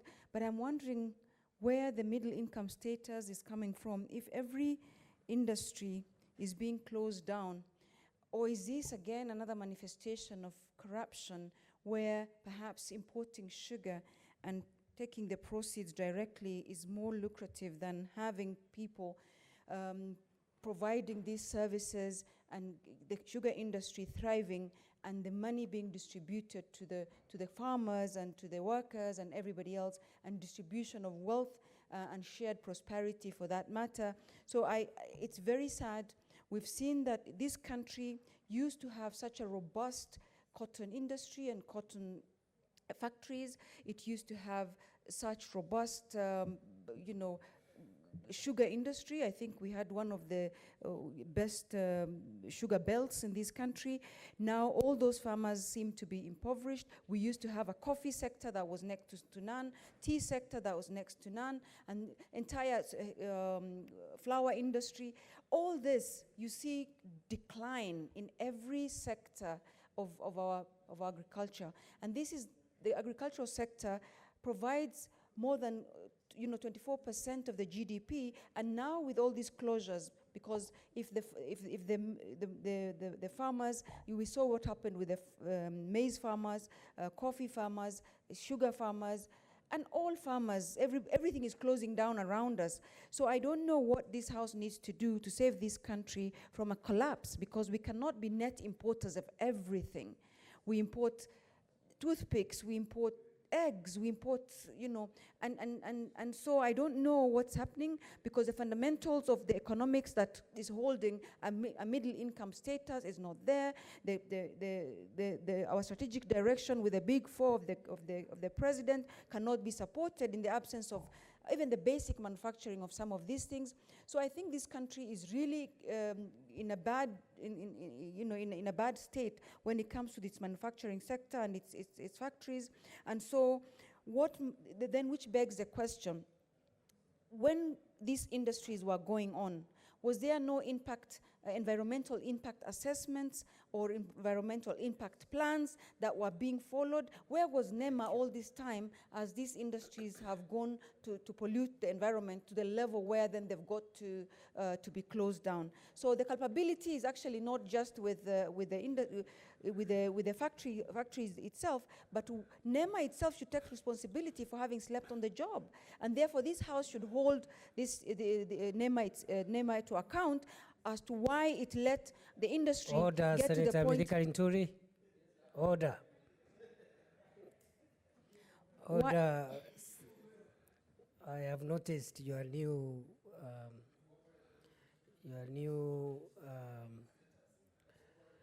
outlook.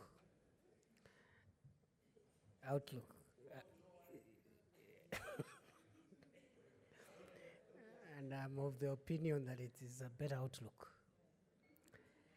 Senator Charagai, take your seat.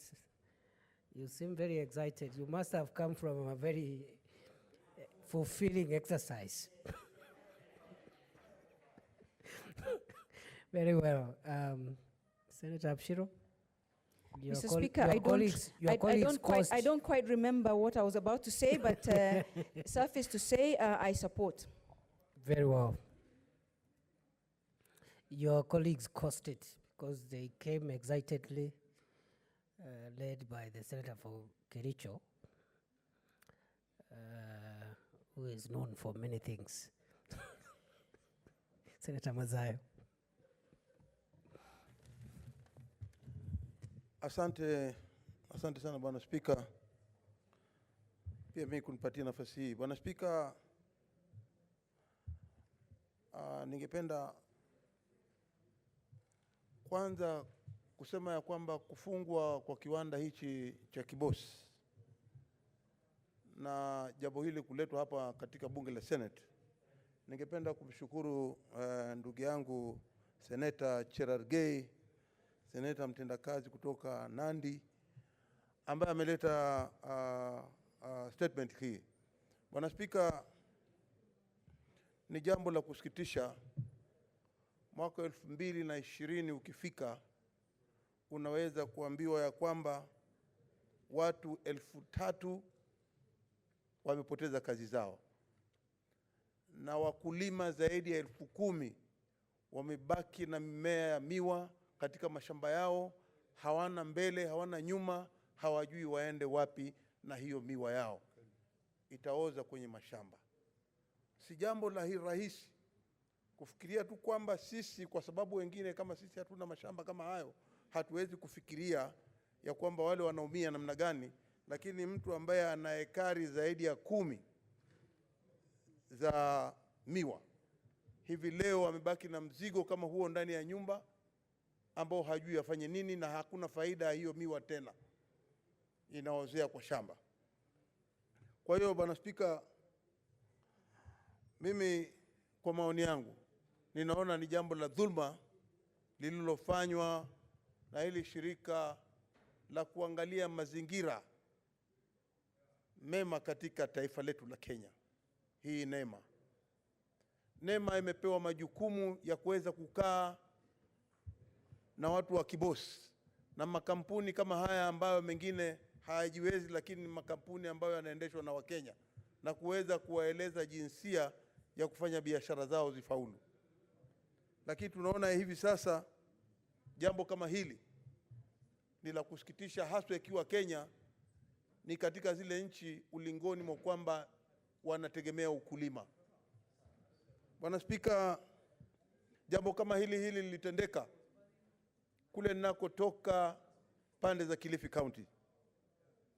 Kunao wakulima kutoka Ganze, eneo bunge, kunao wakulima kutoka Magarini, kunao wakulima kutoka Kilifi Kaskazini, pia kunao wakulima kutoka Rabai na Kaloleni, ambao wote hawa wakulima hao walikuwa wakipanda mmea wa korosho. Mimea ya korosho ilikuwa imetapakaa kila mahali.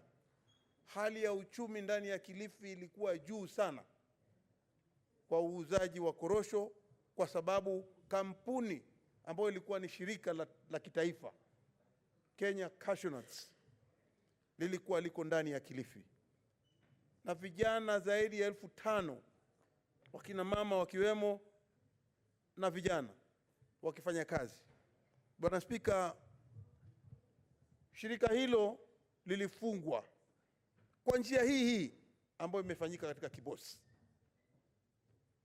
na hao watu 5,000 walipofungwa, zaidi ya wakulima 20,000 ikiweko babangu mimi alikuwa kazi yake ni kutengeza kumeza hiyo kuweza I don't know how I can say it, sijui nitasema namna gani, lakini kuweza kupanda mimea ya korosho, na hatimaye ikiwa iko sawa aweze kupeleka katika lile shirika ambalo lilikuwa ndani ya Kilifi na kuweza kupata pesa ili ambazo zinaweza kumuendeleza yeye na familia yake na kusomesha watoto wake kama sisi tulivyosomeshwa.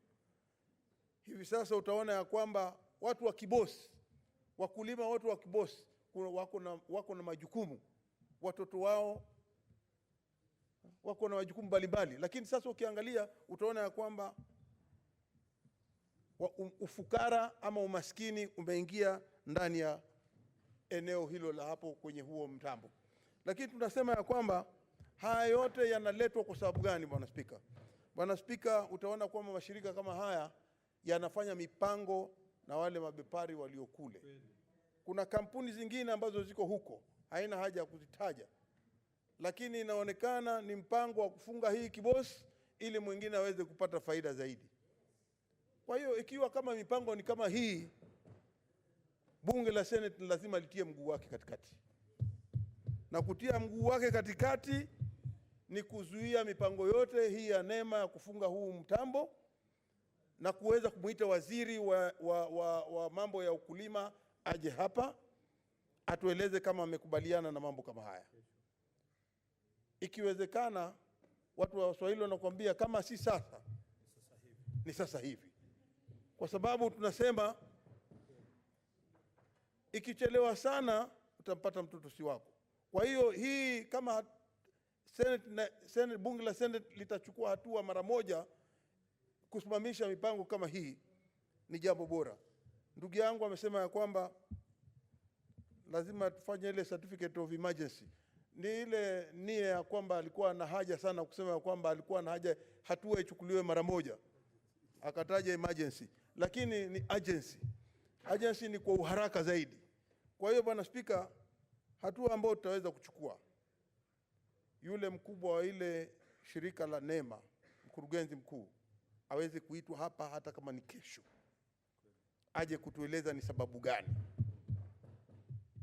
Ikiwa ni waziri aweze kuletwa hata kama ni kesho, aje kueleza namna gani kulingana na nafasi zao. Na hivi sasa Bwana Spika, utoe uamuzi wa kwamba wewe utasema hatua yoyote ambayo itachukuliwa ingojee mpaka mimi nitakapochukua hii hatua ya kutoa uamuzi. Kutoa uamuzi ya kwamba wasimame, wale waje wajibu, ndio hatua sasa iweze kuchukuliwa sawa sawa. Asante Bwana Spika. Thank you, Senator Mazayo. Senator Kwamboka. Thank you, Mr. Speaker. I rise to support this statement by Senator Cherargei on the closure of Kibo's Sugar Company by NEMA. Mr. Speaker, it's very important to protect the public from harmful and dangerous gas emissions, black smoke, and fly ash, among others which supersede the international acceptable standards. While the sugar companies closed down as a health hazard, the other side of the coin indicated that there will be grievous suffering by the people who are employed and who are employees of the company, the sugarcane farmers, and the community as a whole. Huge losses will be experienced since the harvested sugarcane and the one due for harvesting will rot as it has no market. There are indications that NEMA is not just in its undertaking. For example, they claim to protect the public against noise pollution, but in some payment is made, then it becomes legal to make noise. Yet those purported to be protected from the noise are never consulted whether they want the noise or not. The Nairobi River has been featured severally in news and documentaries on how organizations, companies, and landlords contaminate the river by releasing chemical waste and sewerage Order, waste. Senator Beatrice Kwamboka Makori. Are you conversant, Senator, with the standing order on reading material? You can only do what you are doing with the discretion of the Speaker, which discretion I had not exercised. But if you request, I can exercise it. And that request must be justified. Thank you, Mr. Speaker. I'm the one who made these notes. No, it doesn't matter, the maker of notes. You are not allowed to read. You can make references to notes, Okay. but not to read like you're reading a speech, except with the permission of the Speaker. Okay, thank you, Mr. Speaker. I beg to... Do you want to be permitted to read? Oh, yes, Mr. Speaker. Why? Because I'd made them and I want to... Proceed. Not very convincing, but proceed. Thank you, Mr. Speaker. I wish to urge the committee to push NEMA to be fair and not to wait for the damage to happen so that they can take action. NEMA needs to be proactive, and the officials should always remember that prevention is better than cure. Thank you, Mr. Speaker. I support. Thank you. Well, we need to bring this to a closure. So briefly, Senator Arun Cheruyot, I hope you have recovered from whatever you are doing outside. Thank you, Mr. Speaker. Mr. Speaker, this is a very important issue, and the reason why I had to rush back into the House despite the fact that I was engaged in other very important national duty is that the residents of Kericho County are the second leading suppliers of cane to Kibos Sugar Factory. The people that I represent in this House depend, especially residents of Soin and Kipkelion, depend on this particular sugar factory to be able to eke out a living, pay school fees for their children, get medication when they are unwell, and get along with their lives. This closure has not only affected their livelihood, Mr. Speaker, but it has as well scared them stiff on where else they can turn to. Because, Mr. Speaker, Chemelil and Muhoroni and all the other sugarcane factories that are around this area closed a long time ago. Even though operational, the last time any sugarcane farmer was paid by any of those two factories that I've mentioned, Mr. Speaker, is more than a year or two. Therefore, Kibos had brought in some form of stability, where as a sugarcane farmer, you are assured that upon delivery of crop, within 30 days, you have received your payment. This is a kind of normalcy that our residents are clamoring for. And therefore, it will be extremely difficult for I, as their leader, to accept this move by NEMA. I do not know whatever reasons they may be having, but I'd wish that at least they would have enlightened the communities that live around the sugar factory on why they felt that this was the only solution available. I'm sure it is prescribed in law. If, for example, there was an infringement on environmental laws and that kind of thing, Mr. Speaker, then there are other avenues through which they could have forced the factory to comply. And I saw the managing director of this factory speak, Mr. Speaker, and say this was their first point of interaction, that it is not an issue that, that has been brought to their attention, and therefore they have failed to comply. Unless there was willful failure to comply, Mr. Speaker, that is a point which you can say then closure becomes an option. Therefore, Mr. Speaker, I want to humbly request that the committee of this House that is charged with the responsibility of oversighting either trade or agriculture, whichever that will be referred to look into this matter, does hit the ground running so as to save the lives of the people of Nandi, Kisumu, Kericho, and all the people that depend on Kibo's sugar factory, Mr. Speaker. Sugar, for your information, Mr. Speaker, is not small business. It is one of the most consumed products in this country on a daily basis. How its farmers, just like tea and milk and coffee, end up living in raw abject poverty is something that we can never understand. That there are cartels who conspire to ensure that they kill all factors and means of production of this industry so that they can cheaply import sugar into this country and make a kill. We shouldn't allow them. NEMA shouldn't be seen to be aiding importers of sugar as opposed to building the capacity of our local farmers, Mr. Speaker. Therefore, as a House, I want to humbly plead on behalf of the people that I represent that may justice be done, may stability be brought back to this particular factory, Mr. Speaker. Thank you so much for giving me the chance. Okay. Well, Senator Pareno, briefly. Yeah, thank you, Mr. Speaker. I also support this statement by Senator Cherargei. Mr. Speaker, this afternoon we just talked about closure or liquidation of a cooperative society and how the livelihoods of the people is being affected. So it is sad that yet again we are talking about a closure of another institution, that is Kibo's.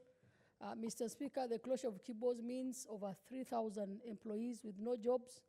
The closure of Kibo's means over 10,000 farmers with no livelihood because they have nowhere to supply the sugar cane, and at short notice, they were not even given notice, Mr. Speaker. And you keep wondering, Mr. Speaker, we have ways of winding up companies that are no longer visible, that are no longer of economic value, and it's never a surprise that if there were things that were wrong, then it should have been done in the right manner. Mr. Speaker, NEMA does things upside down.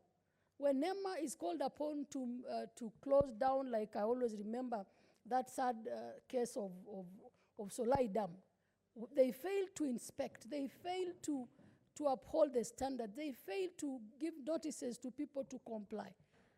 So they come here to create another disaster in the name of closing a factory that will affect a lot of livelihoods, Mr. Speaker. So it is time for NEMA to shape up. The word today is shape up. They need to shape up or ship out, because we cannot afford to have an... You don't want to recommend they do both. Both the shaping up and the shipping out. They either shape up, Mr. Speaker, it's not a joke to affect over 3,000 Absolutely, employees. It's not a joke to affect over 10,000 farmers. So we are saying NEMA is not doing their job well, and if they were trying to flex their muscles, then they have done it the wrong way. They should have given these farmers an opportunity to be heard in terms of how to improve on whatever standards that this factory was not complying with. So, Mr. Speaker, this is sad and it should really be corrected. I thank you, Mr. Speaker. Thank you. Senator, I'll give you 1 minute because you are late. Thank you, Mr. Speaker. I think this issue of NEMA is an issue that this committee really needs to look at the policies that guide this NEMA, the actions, and even what they've been doing. This is something that might really happen in all our counties. If we are not keen, the closing of companies is a very, very worrying trend, because we are already facing unemployment as a country, and this is an indication that unemployment level will go up again. What I'm requesting the committee to look at is how do we really strengthen the mandate of NEMA, and what should they be doing? Right now, we see pollution everywhere, but they are only running to such big institution. I think this is just a way of earning money to themselves. Another thing that this committee, not only this committee, but workers should be worried about is the court secretary is politicking. Or Yeah, add 1 more minute. I only sympathize with the workers of this country because every other day, Mr. Speaker, I see the court secretary politicking, indulging himself into politics instead of talking about workers who are being laid off every day in all our counties. So I think it is a worrying trend, and it's something that our committee needs to really look at it urgently. Thank you. Thank you. Now, we have visitors in the gallery from Terige Boys High School, students and teachers. And Terige Boys High School is from Nandi County. So they are welcome to this Senate and to Parliament. Thank you. Senator Cheragai, before I know you want to tell your constituents something, but before that, can you tell the House, before you brought this request for statement, you might have done some homework. Are you aware from your finding why NEMA took this action? Mr. Speaker, sir, NEMA has not communicated formally. They just issued a closure notice. But they must have said the reason for closure. The reasons they have Under MCA 1999, the Environmental Management and Coordination Act, Mr. it Speaker, requires sir, certain notices to be given when certain aspects of environmental damage is going on, specify and give notice, which is described in the statute. So you have no information as to the actual reason for closure. Mr. Speaker, sir, that is correct within the MCA Act, but they have failed because according to reliable sources, they just came with a closure the other day and ordered the factory to be closed shortly. So they have, I'm not aware of any information. They have not shared with the public that information.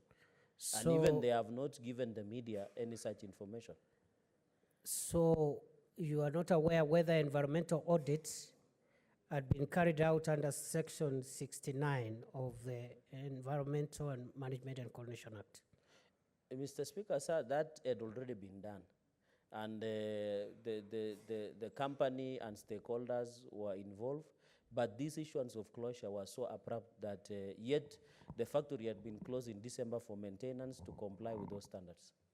I'm not talking about environmental impact assessment, yes, which happens before a project starts, like building a factory. I'm talking about environmental audit of an ongoing project or institution to find out whether there are some environmental damage occurring. You are not aware? I'm not aware. As far as I'm, because I'm that factory within my county, yes, there is no such information that has come to my attention. Oh, it's not in Kisumu County? It is, we share that border. It's our border, border between Kisumu and Nandi County. But it's more of that is why, Mr. Speaker, according to statistics, yes, the leading supplier of cane to Kibo Sugar Company is Nandi County, followed by Kericho County and Kisumu County, and finally Vihiga County. Okay, I'll give you 1 minute to welcome your constituents, if they are still there. Mr. Speaker, sir, thank you. I want to join you. And meanwhile, Senator Matangi, approach the chair. Okay. Mr. Speaker, sir, I want to take this opportunity to welcome our boys from Terige Boys High School in Nandi County, in Mgwen, part of Mgwen and Nandi Hills sub-county, for having opportunity to visit. I want to extend my warm welcome on behalf of colleagues and yourself, and say Terige as a school in Nandi is one of the academic giants, of course, following the likes of Kapsabet Boys, which is a national giant. And we want to wish you the best. Learn where you can, work hard. We are proud of you. I have many friends who are in Terige. And Mr. Speaker, the other day I had one of my sons in Terige Boys High School, and I'm saying we are proud. We want to wish you the best. Learn where you can. Mr. Speaker, I want to assure them after, when they have stepped out, I will ensure we share one or two and have a memorable photo. Order, Senator, Order, Senator Cheragai. I think you can talk to your constituents after leaving the chamber through SMS or WhatsApp. Very well. What is it, Senator Wamatangi? Mr. Speaker, I wanted to join the Senator for Nandi in welcoming the students from his county, Tirike, Mr. Speaker. And it's good. It's a good coincidence that the students from the county of Nandi are visiting when the Senator for Nandi was actually on the floor on an important matter that affects the county of Nandi, Mr. Speaker. And not only the county of Nandi, as most of the contributors to that statement have said, Mr. Speaker. And with the permission, I just wanted to in form of an answer, because he also asked a very important question on whether the senator had information prior to what was happening. Mr. Speaker, NEMA is one institution that is threatening to run rogue in this country.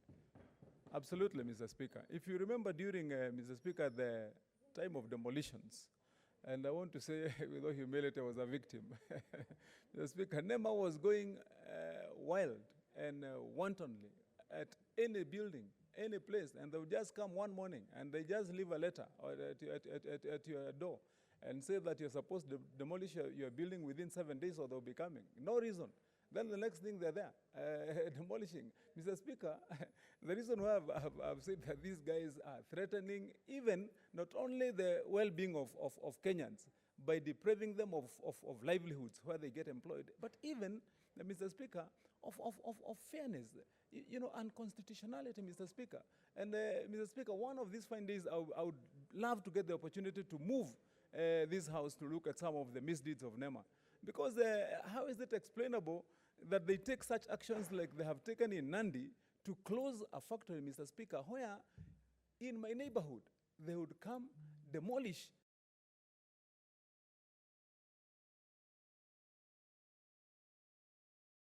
There's no explanation, Mr. Speaker. Look at what they did at Nairobi West, at Mbagathi roundabout. Demolish a whole building worth so many millions. On the other side, a similar building is coming up. Now the one they left is higher than the one they demolished, Mr. Speaker. and this is an infection that is going through state agencies that this House and leadership must speak about, Mr. Speaker. The other day in Thika, Mr. Speaker, can you imagine in a multi-million investment by Kenyans, the police coming to carry away machines? They come and disable a whole manufacturing plant. Reason that the owner has not paid taxes. So I was asking this policeman, so you have dismembered his plant, you've taken them to the police station, are you going to start manufacturing what is manufacturing to recover the taxes, Mr. Speaker? So I think this is something that this House must speak about. I want to congratulate the Senator for Nandi, Mr. Speaker, that he has brought such a matter to this House, because we need to ensure that when power is given to state agencies, they don't misuse it the way NEMA and other agencies are doing, Mr. Speaker. Thank you, Mr. Speaker. Very well.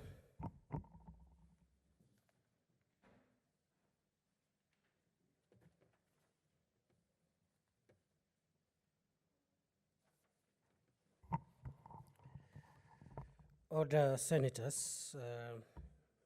I've listened to the observations that have been made. First, by the Senator for Nandi, who brought this request for statement, and the other senators that made observations. I also note that this matter touches on livelihoods of so many people. I also take note that it doesn't appear clear why this action was taken. Prima facie, it appears arbitrary based on the information that we have. I have also noted that this matter is touching, although it's the senator that made the request for the statement had directed it to the Committee of Agriculture, where the issue of sugar factories is situated in the organization of government. I have in addition noted that it also includes other issues, including industrialization, which is in a different Ministry of Trade, including labor issues because of the welfare of staff that are likely to be laid off if they haven't been laid off already, because there's no work. Now, nevertheless, to be able to maximize on the resources we have in this house, because we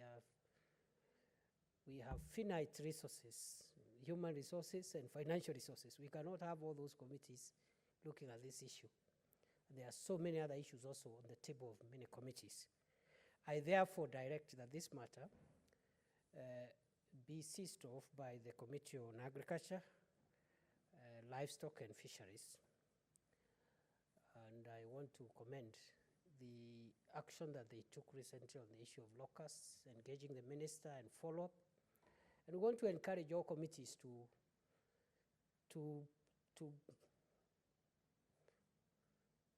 be accountable to the people of Kenya, and whenever you are seized of a job, we want to see some results. We want to see some progress. So I hope this committee will similarly address this issue, because it's quite a serious matter.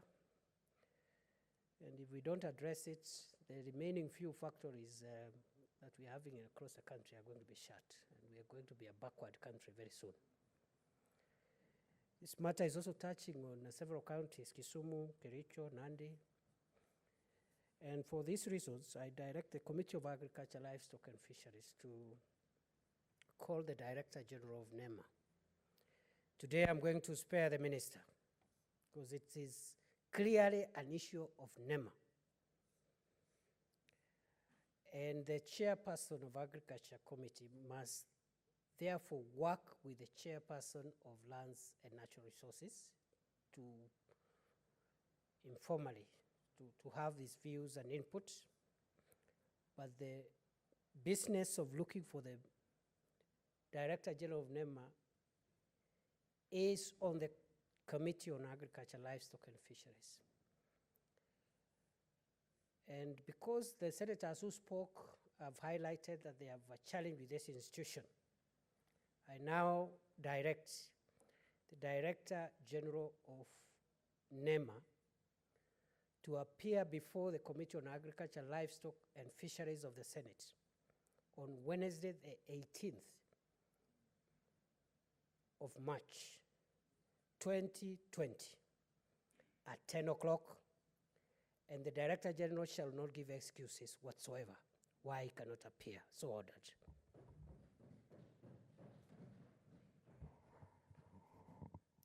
And when that job is done, Committee of Agriculture, don't sit on it.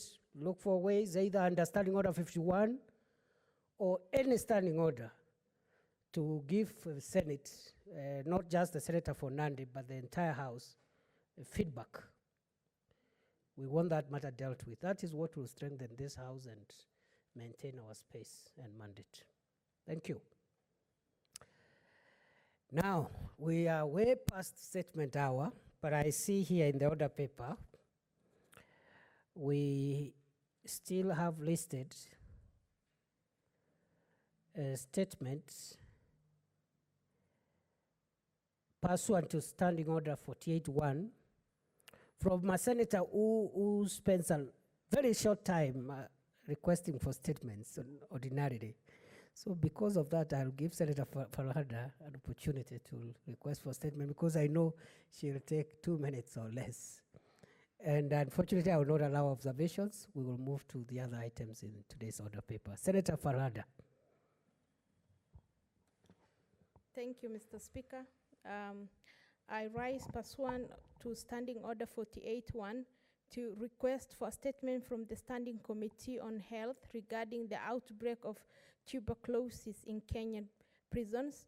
In the statement, the committee should state the current status of the 21 inmates who were diagnosed with tuberculosis at the Embu prison, outline the emergency response services, if any, that have been put in place in the prison facilities across the 47 counties to prevent further cases of TB, explain the capacity of the current health facilities in the prisons to deal with any disease outbreak such as cholera or TB, and 4, outline measures, if any, that have been put in place to expand prison facilities in order to reduce congestions that poses a health risk to prisoners. Thank you, Mr. Speaker. Well done. You see now the observations of the chair was right. So Committee on Health, follow up on that matter. Our prisoners are also human beings and they still have the human rights because even if someone is in prison, they are still human beings and human rights are inalienable, inherent, and you cannot dispense with the fundamental rights and freedoms of the individual. We are hearing weird things in prisons, outbreak of tuberculosis and also outbreak of other things. So Committee on Health, deal with the matter. Order, Senators, I will now apply Standing Order number 40 to defer the following items in today's order paper. Order number 8, order number 9, order number 10, order number 11, order number 12, order number 13, order number 14, order number 15, order number 16. Accordingly, I direct that order number 18 be deferred. Next order.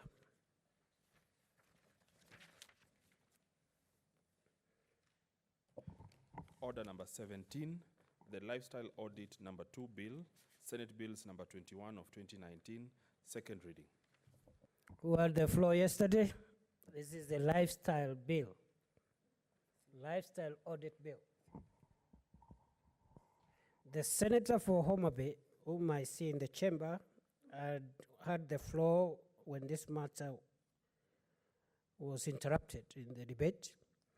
And Senator Kajwang, you have a further 15 minutes, if you may.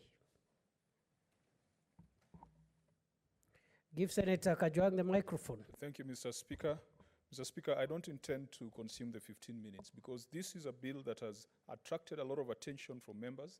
Yesterday, at the last count, 17 members of this House had contributed to the bill, which tells you that this House is serious when it comes to strategies and issues of dealing with corruption.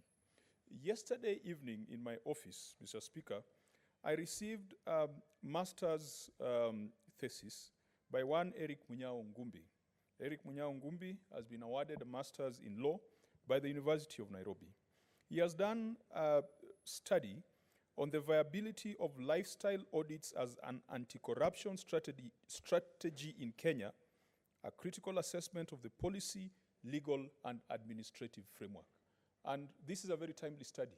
And I want to offer that I will hand over a copy of this report to Senator Faria so that she can also look at some of the findings that came out of the University of Nairobi study that can help to make this bill better.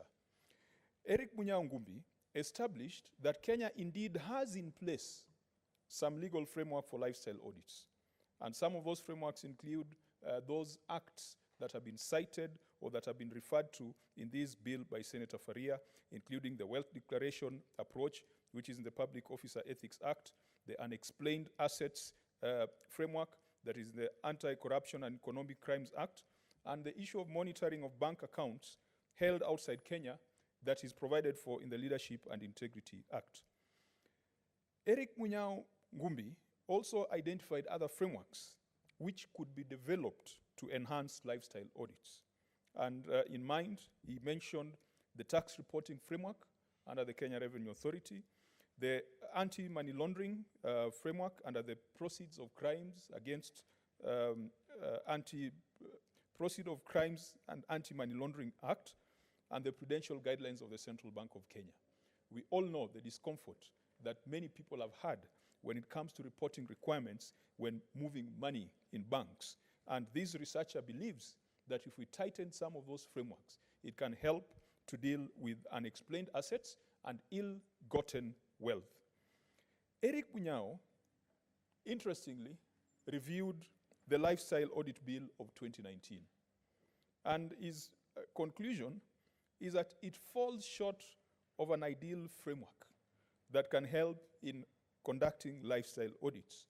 And in its place, he has proposed a Public Officer Lifestyle and Wealth Audit Act. And I think that what he's trying to do is to look at what Senator Faria has done and what this House is doing.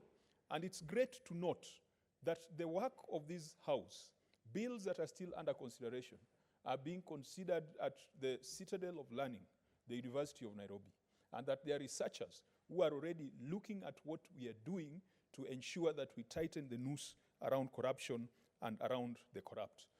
Senator Faria, I will share with you a copy of that report by Eric Munyao Ngumbi. But Mr. Speaker, I thought it was important for our students, for our researchers, for faculty at the universities to know that this House just does not pick issues from the air when debating. That even when research reports come to our desks, we as senators, busy as we could be, we will spend some time, read them, and also acknowledge that those ideas are not ours. Because sometimes in certain spheres and other houses, there's a lot of plagiarism. Those views that I've expressed in the last 3-4 minutes are derived from the work of a researcher from the University of Nairobi. Mr. Speaker, yesterday I made some comments, and I said that sophisticated corruption might be difficult to track using a lifestyle audit. There are many of us in this society who are experts at hiding affluence. They'd rather walk on foot, they'd rather drive a Probox, they'd rather drive the smallest of cars, and yet they've got billions of shillings stashed in accounts, either locally or in foreign nations. Tax havens and the Panama Papers has told us of how things are happening, how people are creating very sophisticated webs of deception to be able to hide ill-gotten wealth. Perhaps this lifestyle audit bill should go beyond the obvious display of consumption, the obvious display of opulence, and ensure that we also have a framework for tracking some of the wealth that could be stashed abroad. And that researcher that I cited earlier, the Leadership and Integrity Act already has certain provisions for monitoring of bank accounts and assets held outside Kenya.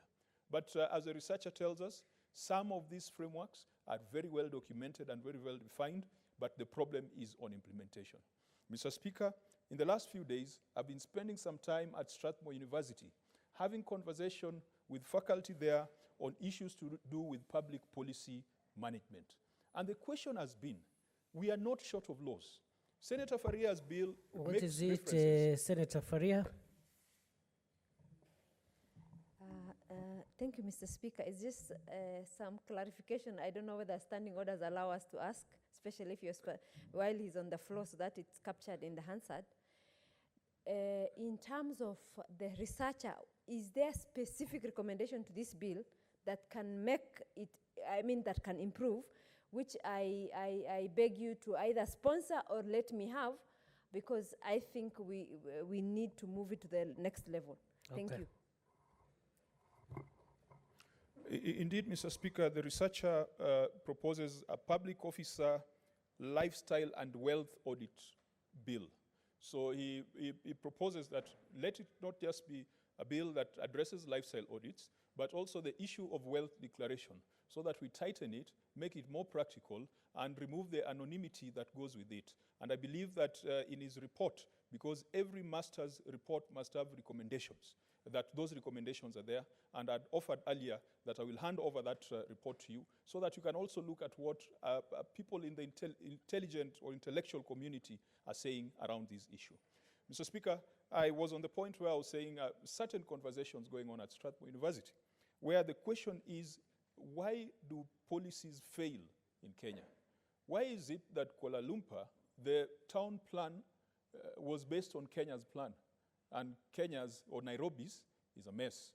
Why is it that Singapore based a number of their policies on Kenya's policies back in the 60s, and Kenya is stuck? Why is it that Botswana Meat Commission is thriving, and yet it was based on Kenya Meat Commission, which is stuck? Why is it that in certain South American countries, Costa Rica, their coffee sector was based on the Kenyan coffee plan, and yet the Kenyan coffee plan is failing? And so the question was, is it an issue of implementation, or is it an issue of policy design? And it is emerging that sometimes the manner in which we design policies and legislation, we design them in such a way that implementation becomes impossible and troublesome. Now, I believe that Senator Faria has done a lot of consultation, and this is an issue that has attracted a lot of interest from members in this House, that when we legislate on this, let us have a tool that will be effectively used to fight corruption. Let us not have a tool that will be weaponized. Let us not have another toll station that beyond the usual ethics and anti-corruption commission officers, you have another additional agency or additional process of lifestyle audit. You have another additional process where KRA now has been given powers to conduct lifestyle audits. You have another additional stage where DCI perhaps is conducting lifestyle audits. I hope that the final version of this bill will clarify and will simplify that process and will reduce the toll stations that are involved in the fight against corruption. Because nowadays, if they want to fix you, and depending on your political views or depending on your activism, you can have a lot of people knocking on your doors. Every other day, there is an investigative agency withdrawing its mandate from certain laws that Parliament has passed. And when a member of Parliament is on the spot, he will be reminded at every turn that, Mheshimiwa, you are the ones who passed these laws. So these laws must apply to you. Let us also find a way of using technology to assess lifestyle. The Kenya Revenue Authority has already invested in a data warehouse. And out of that data warehouse, they are doing serious business intelligence. They are linking up with utility companies. They are linking up with all sorts of transaction providers in the economy. And they are able to tell the kind of activities, financial activities that you are undertaking. The only question is whether it is strictly legal. The other question is whether they have, within the KRA Act and within the statutes that establishes the Kenya Revenue Authority, they have the power to do that investigation and use that information to pursue people in a manner that seeks to be, investigatory and prosecutorial and judging. Because out of that information, they are known to issue demands to individuals and to businesses. Demands that sometimes, if you go to tax tribunals to dispute, you come out worse off. Just today, we have seen that Keroche has suffered a 9 billion tax blow. And sometimes you have to ask yourself whether some of the institutions you have put in place are really facilitating business, or in their thirst to achieve targets, they are frustrating business. The Assets Recovery Agency is also doing a job that is fairly commendable.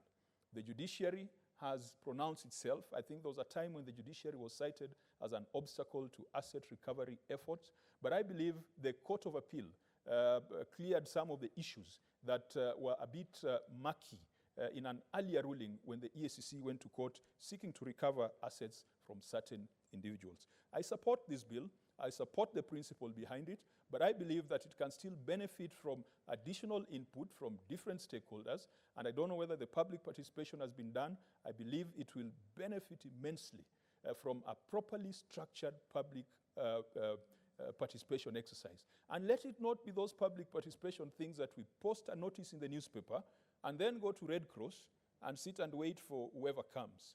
I hope that the relevant committee will write actively to stakeholders, the Assets Recovery Agency, the Financial Reporting Center, all the relevant stakeholders. And if possible, you can even summon them. Because, Mr. Speaker, I believe when it comes to sensitive issues like this, you don't just sit and hope that someone will come. You can even compel the production of witnesses or any stakeholder if we feel that it is going to add value to the legislative effort of this House. With those views, Mr. Speaker, I support the bill. Thank you, Senator, for Homa Bay. Over.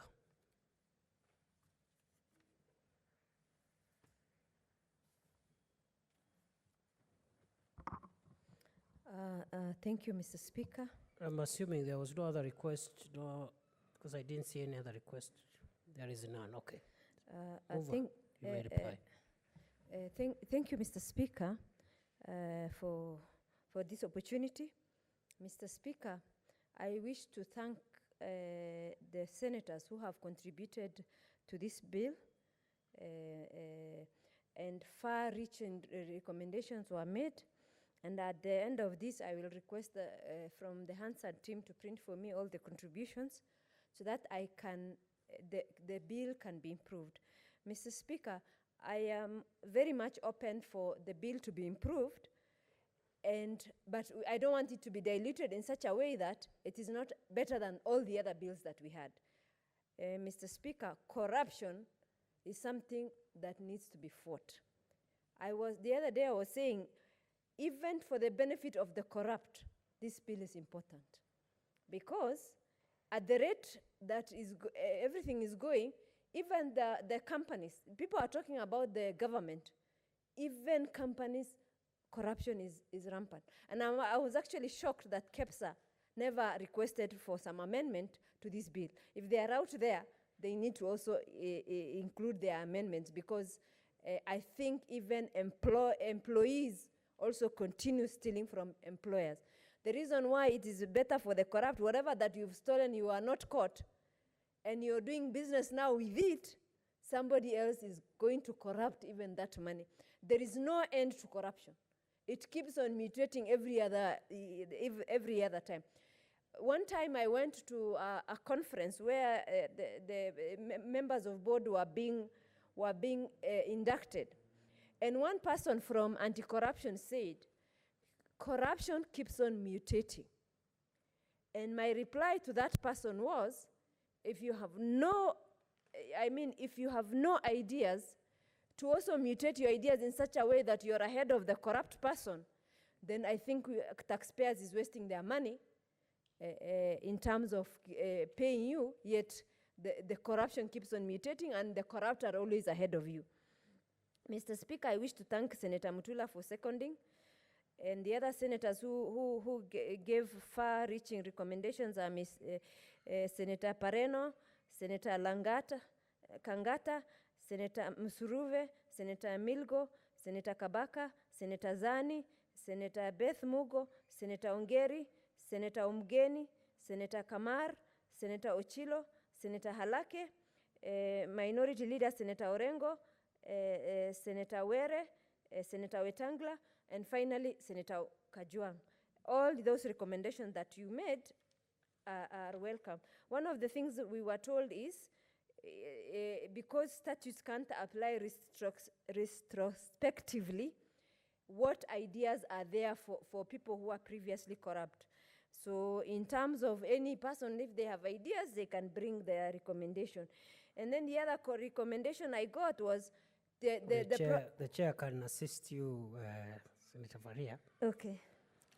You cannot have a statute suggesting penal sanctions applied retroactively. the lawyers say, nulla poena sine lege. You cannot. So there are no two ways about it. You can only deal with the future.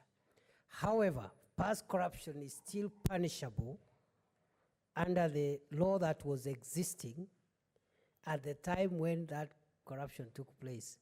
And there is no statute of limitations to say, you know, in some civil matters, you cannot punish something which has happened in a certain period. So for crimes, you can even punish a crime that occurred in 1963, but using the law which was enforced that time, not the law that we are making now. I hope that helps you.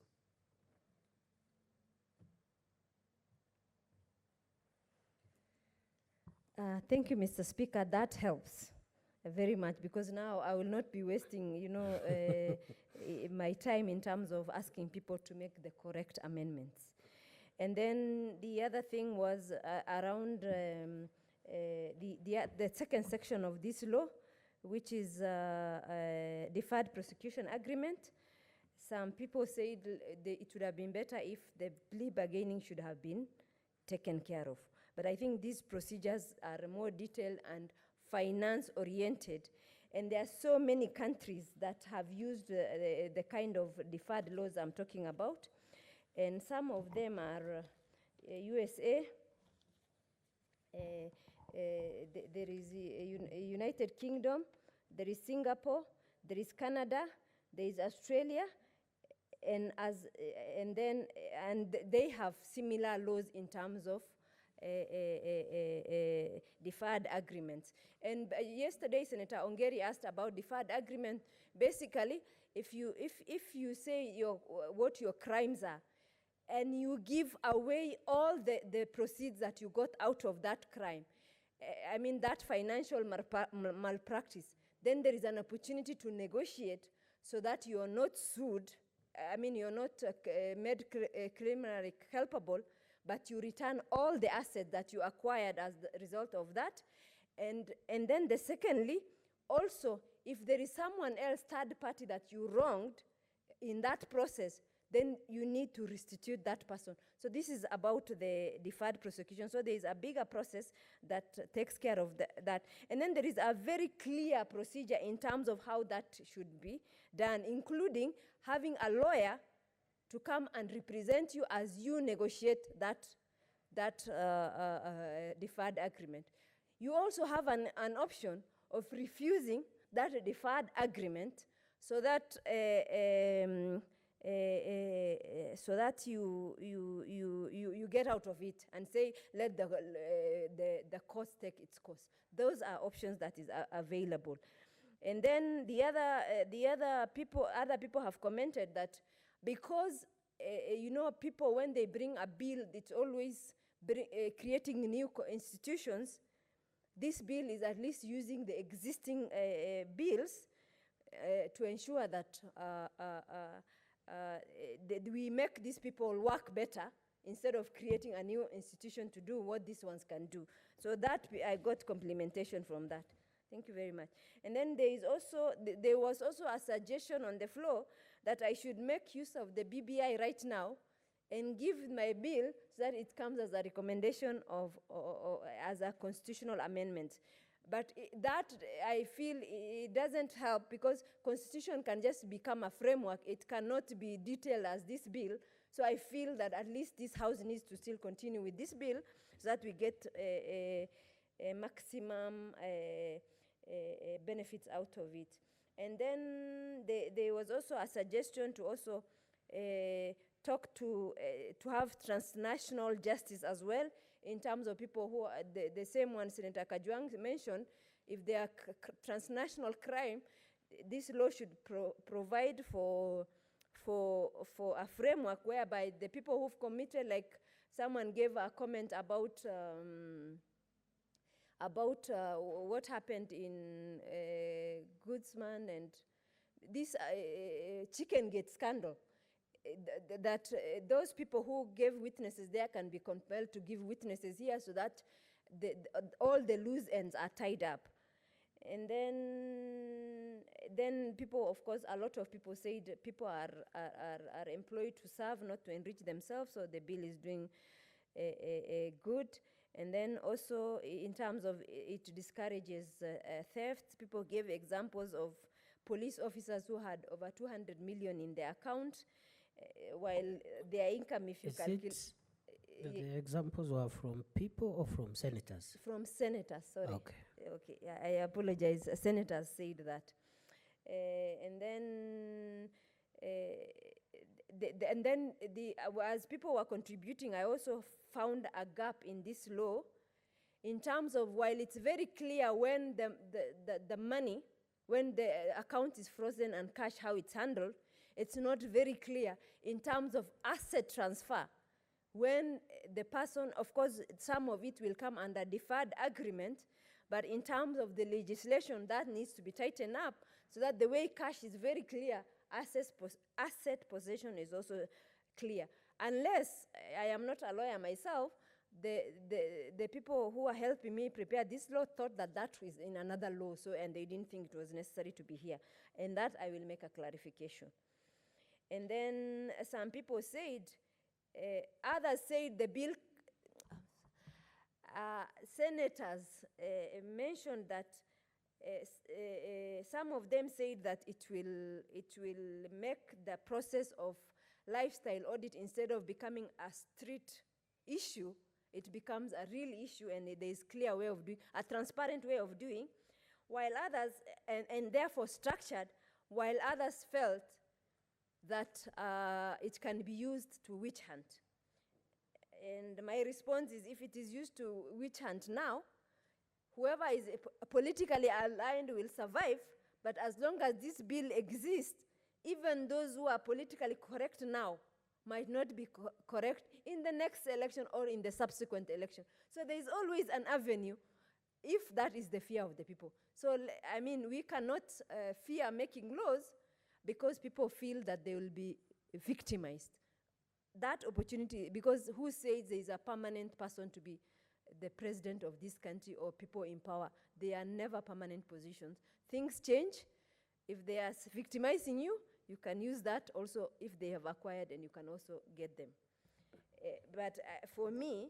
So are you admitting that there are chances that through your bill, people will be victimized, but there is a remedy because they will also victimize others? Is that your argument? Be careful, Senator Faria, the kind of arguments you pose there. In fact, if I were you, I would say it's a good law and nobody will be victimized, and you leave it at that. Because it's not an academic exercise, so you don't have really to you tell the country, yes, you might be victimized, but tomorrow you will use the same law to victimize other people. All I'm saying, Mr. Speaker, sir, is that there is no permanent... that we know, but your bill is okay, I should look, because I've looked at it. Yes. It's an okay bill, and I don't think anybody will be victimized. Because there are enough clauses protecting people's rights. Absolutely. So I'm just trying to settle their fears, corrupt, whether they're from this side. You can settle that in the lounge. Yes. Not on the floor of the House. Because whatever you say is on record, and it cannot be on record that Senate is processing a bill which has loopholes which can be used to victimize people. And our argument as a House is that there is no problem, because those people who are being victimized today, when they ascend power, they will also victimize other people. That cannot be the case. But in the lounge, you can deal with those things there. Okay. You get the point? Yes. So the bill is okay, because the Speaker has also looked at it, and he thinks it's a very good bill, and it protects everyone. And if any person has views how we can further protect people from victimization, then they can see you before the bill is finally enacted. I think for the record that is important. You can move on with your remarks. Okay, I withdraw, Mr. Speaker. All I was trying to bring across is that corrupt should not have an excuse, whichever side of the house they belong. That is what I was coming to. Apologies that it never came the right way. And then,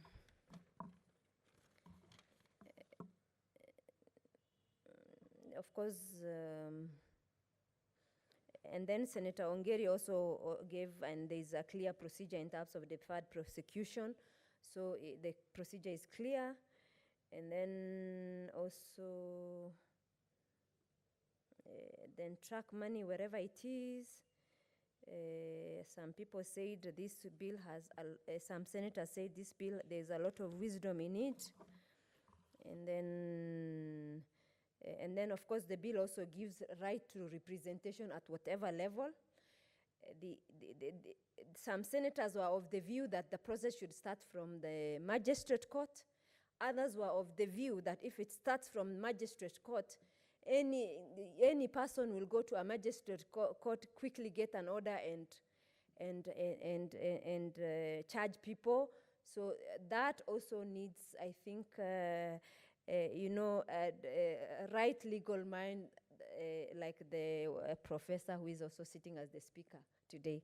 So that I think we need to review. Because others think it should start at High Court, others think it should start from Court of Magistrate. And those who didn't want to start from magistrate courts it is very easy to get this, account closure and all that. So when we put the threshold higher, then they are likely to demand for more evidence before they allow that search or a seizure of account or any other thing. So our legal minds can help us in that. And then others were of the view that we should create specialized courts to hear these cases because they are unique in their nature. And then,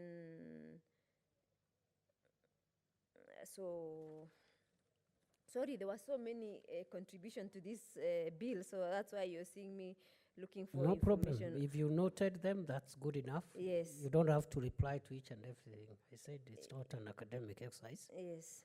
Just make broad comments. I think you are almost exhausting your time. Okay, and then some senators also But I felt- don't want to close you out. Okay. Today I'm fairly flexible. Of course, I'm always flexible.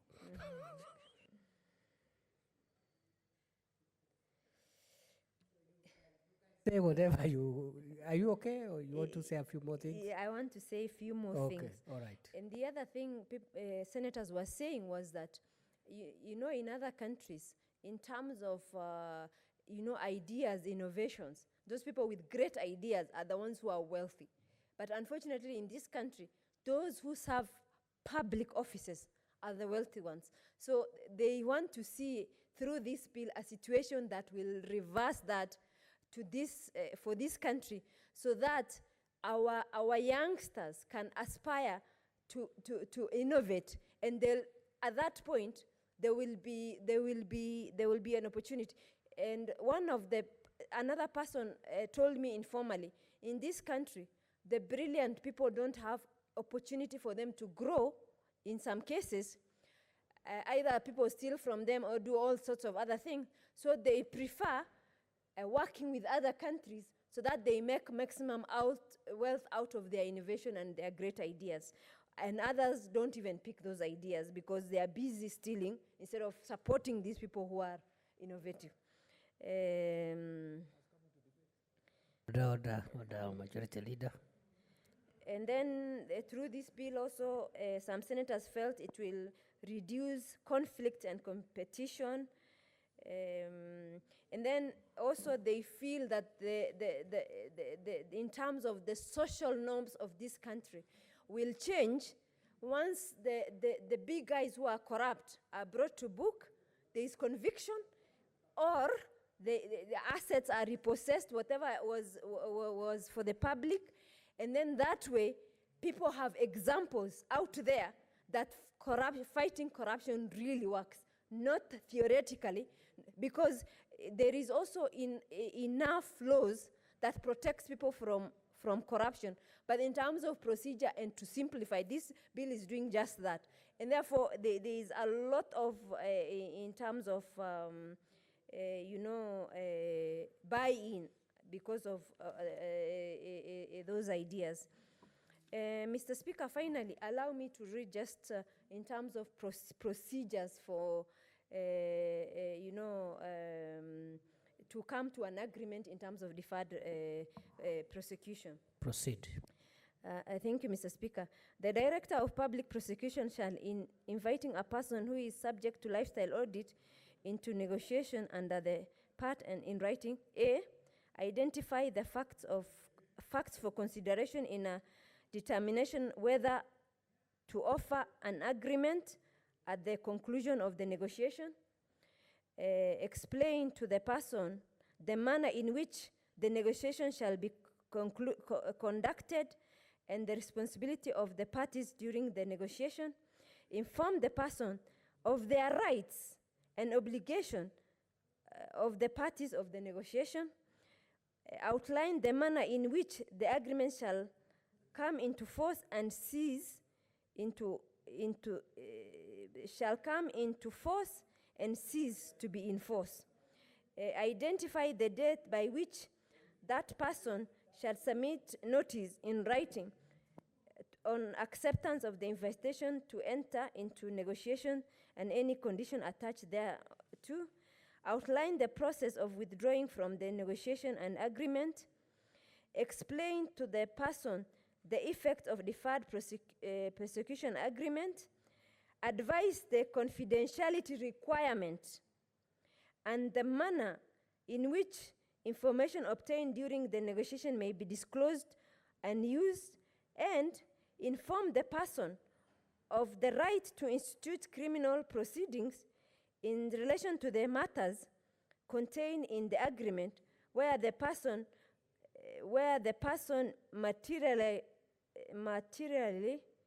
contravenes the agreement. Mr. Speaker, I want to request this House Yes. that let us, because of certain fears, let us not, kill the baby in the bath. Kill the baby in the bath? In the bath water. Or throw the baby with the bath water? Yes.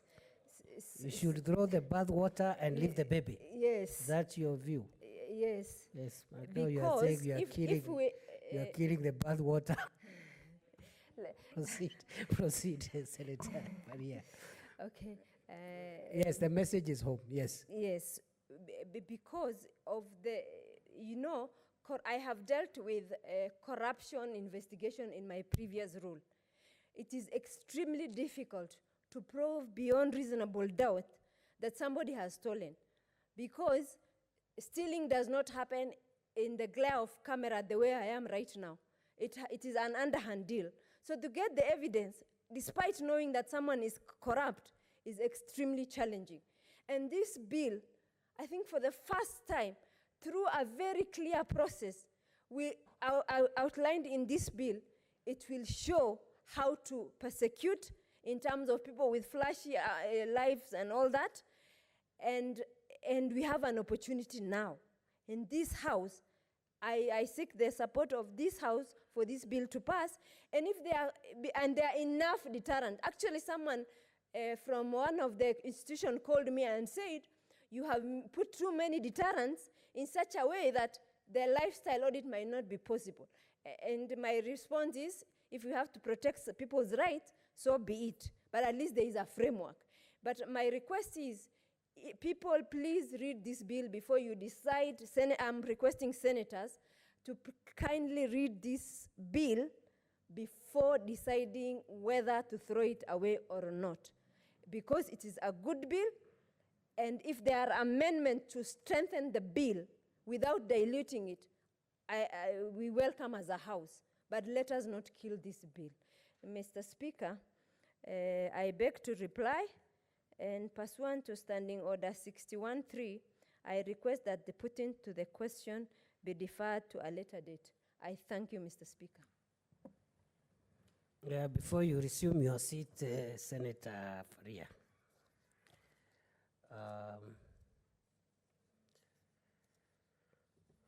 did you consider, there are two things in that bill. There is the crime part where people steal and they must be investigated for committing the crime of corruption. Then there is the punishment part where if they are found guilty, certain punishment has to be given. So just for my own curiosity, did you consider the punishment part, things like lustration, where people are banned from holding public office if they are found culpable? Did you think about that? Just for my curiosity. Maybe that is one of the amendments that we should bring. Yes, something to think about, because there is the crime part and the punishment part, and a good bill should be able to look at that. Okay, most of the punishment is in regard of misuse of the bill. Most of the punishment in this. In terms of officers charged with this, misusing their position. What about the results of the lifestyle audit? The results is, I think if people admit, according to this bill now, and then there are certain time, I mean in the bill, that deferred prosecution might not be accepted because of the level of crime or the crime that was committed against somebody. Okay. But in most cases, for me, what I'm interested right now is for this country to gain back what was stolen from it. So if you admit in my view, if you admit that you stole, you return. But of course, if there's repeat, then you go home. Then that is the time now you should be punished. I see. Yeah, but for now, I'm more interested in people. What is it? You are not on record, Senator Zani? Am I not? You are not on record. Now you are. Point of information. Would you like to be informed by Senator Zani, Senator Faria? Yes, I want to be informed. Thank you. Proceed, Senator Dr. Zani. Thank you. It's a bit of information, but a bit of just clarification, because the penology part of the aspect that you're talking about has been covered in the bill in terms of the punitive, I think it is both a fine and also imprisonment for up to 10 years or something, up to 2 years. But she's saying for the results of the audit or for the so that's where I'm coming to, because the bill because in terms of lifestyle audit, there is no institution as such which has the capacity to do it separately. So this bill has conferred that responsibility to these 3 different institutions and commissions where there are already acts in place. So it sort of borrows to have those specific acts be used. Okay. And those acts, SCTS, have already specific punitive provisions. Okay. So this leaves only the state officer. Okay. Yeah. I think that's important. I think, Senator, before we wind up, because we're almost done, the comment I made about non-retroactivity of criminal law applies both to the crimes and to the punishment. Even the punishment cannot be backdated. So if you have to punish somebody for previous laws, you have to apply punishment which was in force at the time when the crime was committed. So the lawyers will tell you it's both crime and punishment. Nulla crimen sine lege. Nulla poena sine lege. Both crime and punishment. I think we've exhausted this. Thank you. Yes, for 1 second. Thank you, Senator Zani. In the bill itself, there is, like I said, punitive measures for officers or any individual who misuse this.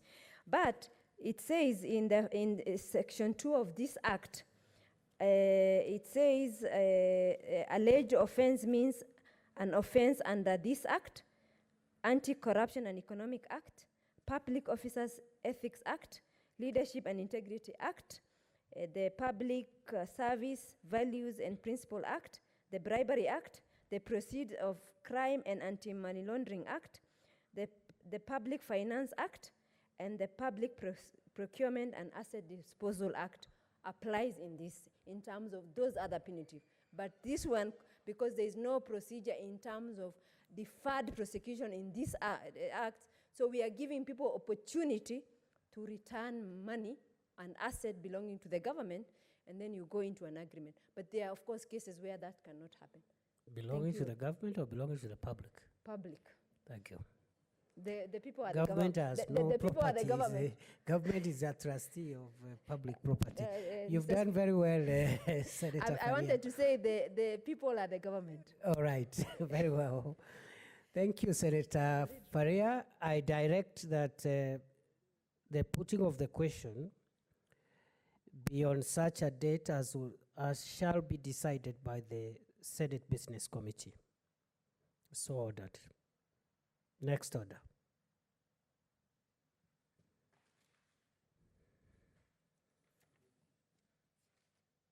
Next order. Order number 19, motion. Report of the 141st Assembly of the Interparliamentary Union, IPU, and related meetings held in Belgrade, Serbia on 13th to 17th October 2019. Senator Kihika.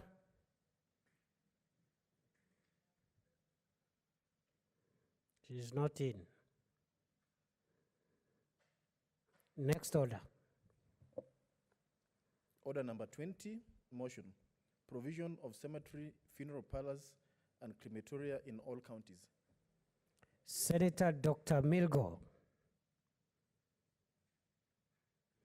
She is not in. Next order. Except that I will defer order number 22 at the request of the sponsor of that order, that item. Order number 21, motion. Report of the third ordinary session of the fifth Parliament of the Pan-African Parliament held from 7th to 18th October 2019 in Midrand, South Africa. Senator Dr. Ali. Not in. Order, senators. Today, I'll be very brief. Any senator who has business in this house listed and has reasons not to be available to move that business must in advance inform the chair. Failure to which action, as may be determined by the presiding officer, will be visited. And those are the orders. Order, members.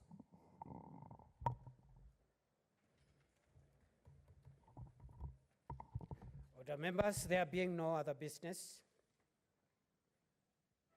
the Senate stands adjourned until tomorrow, the 12th of March, 2020 at 2:30 p.m. Thank you.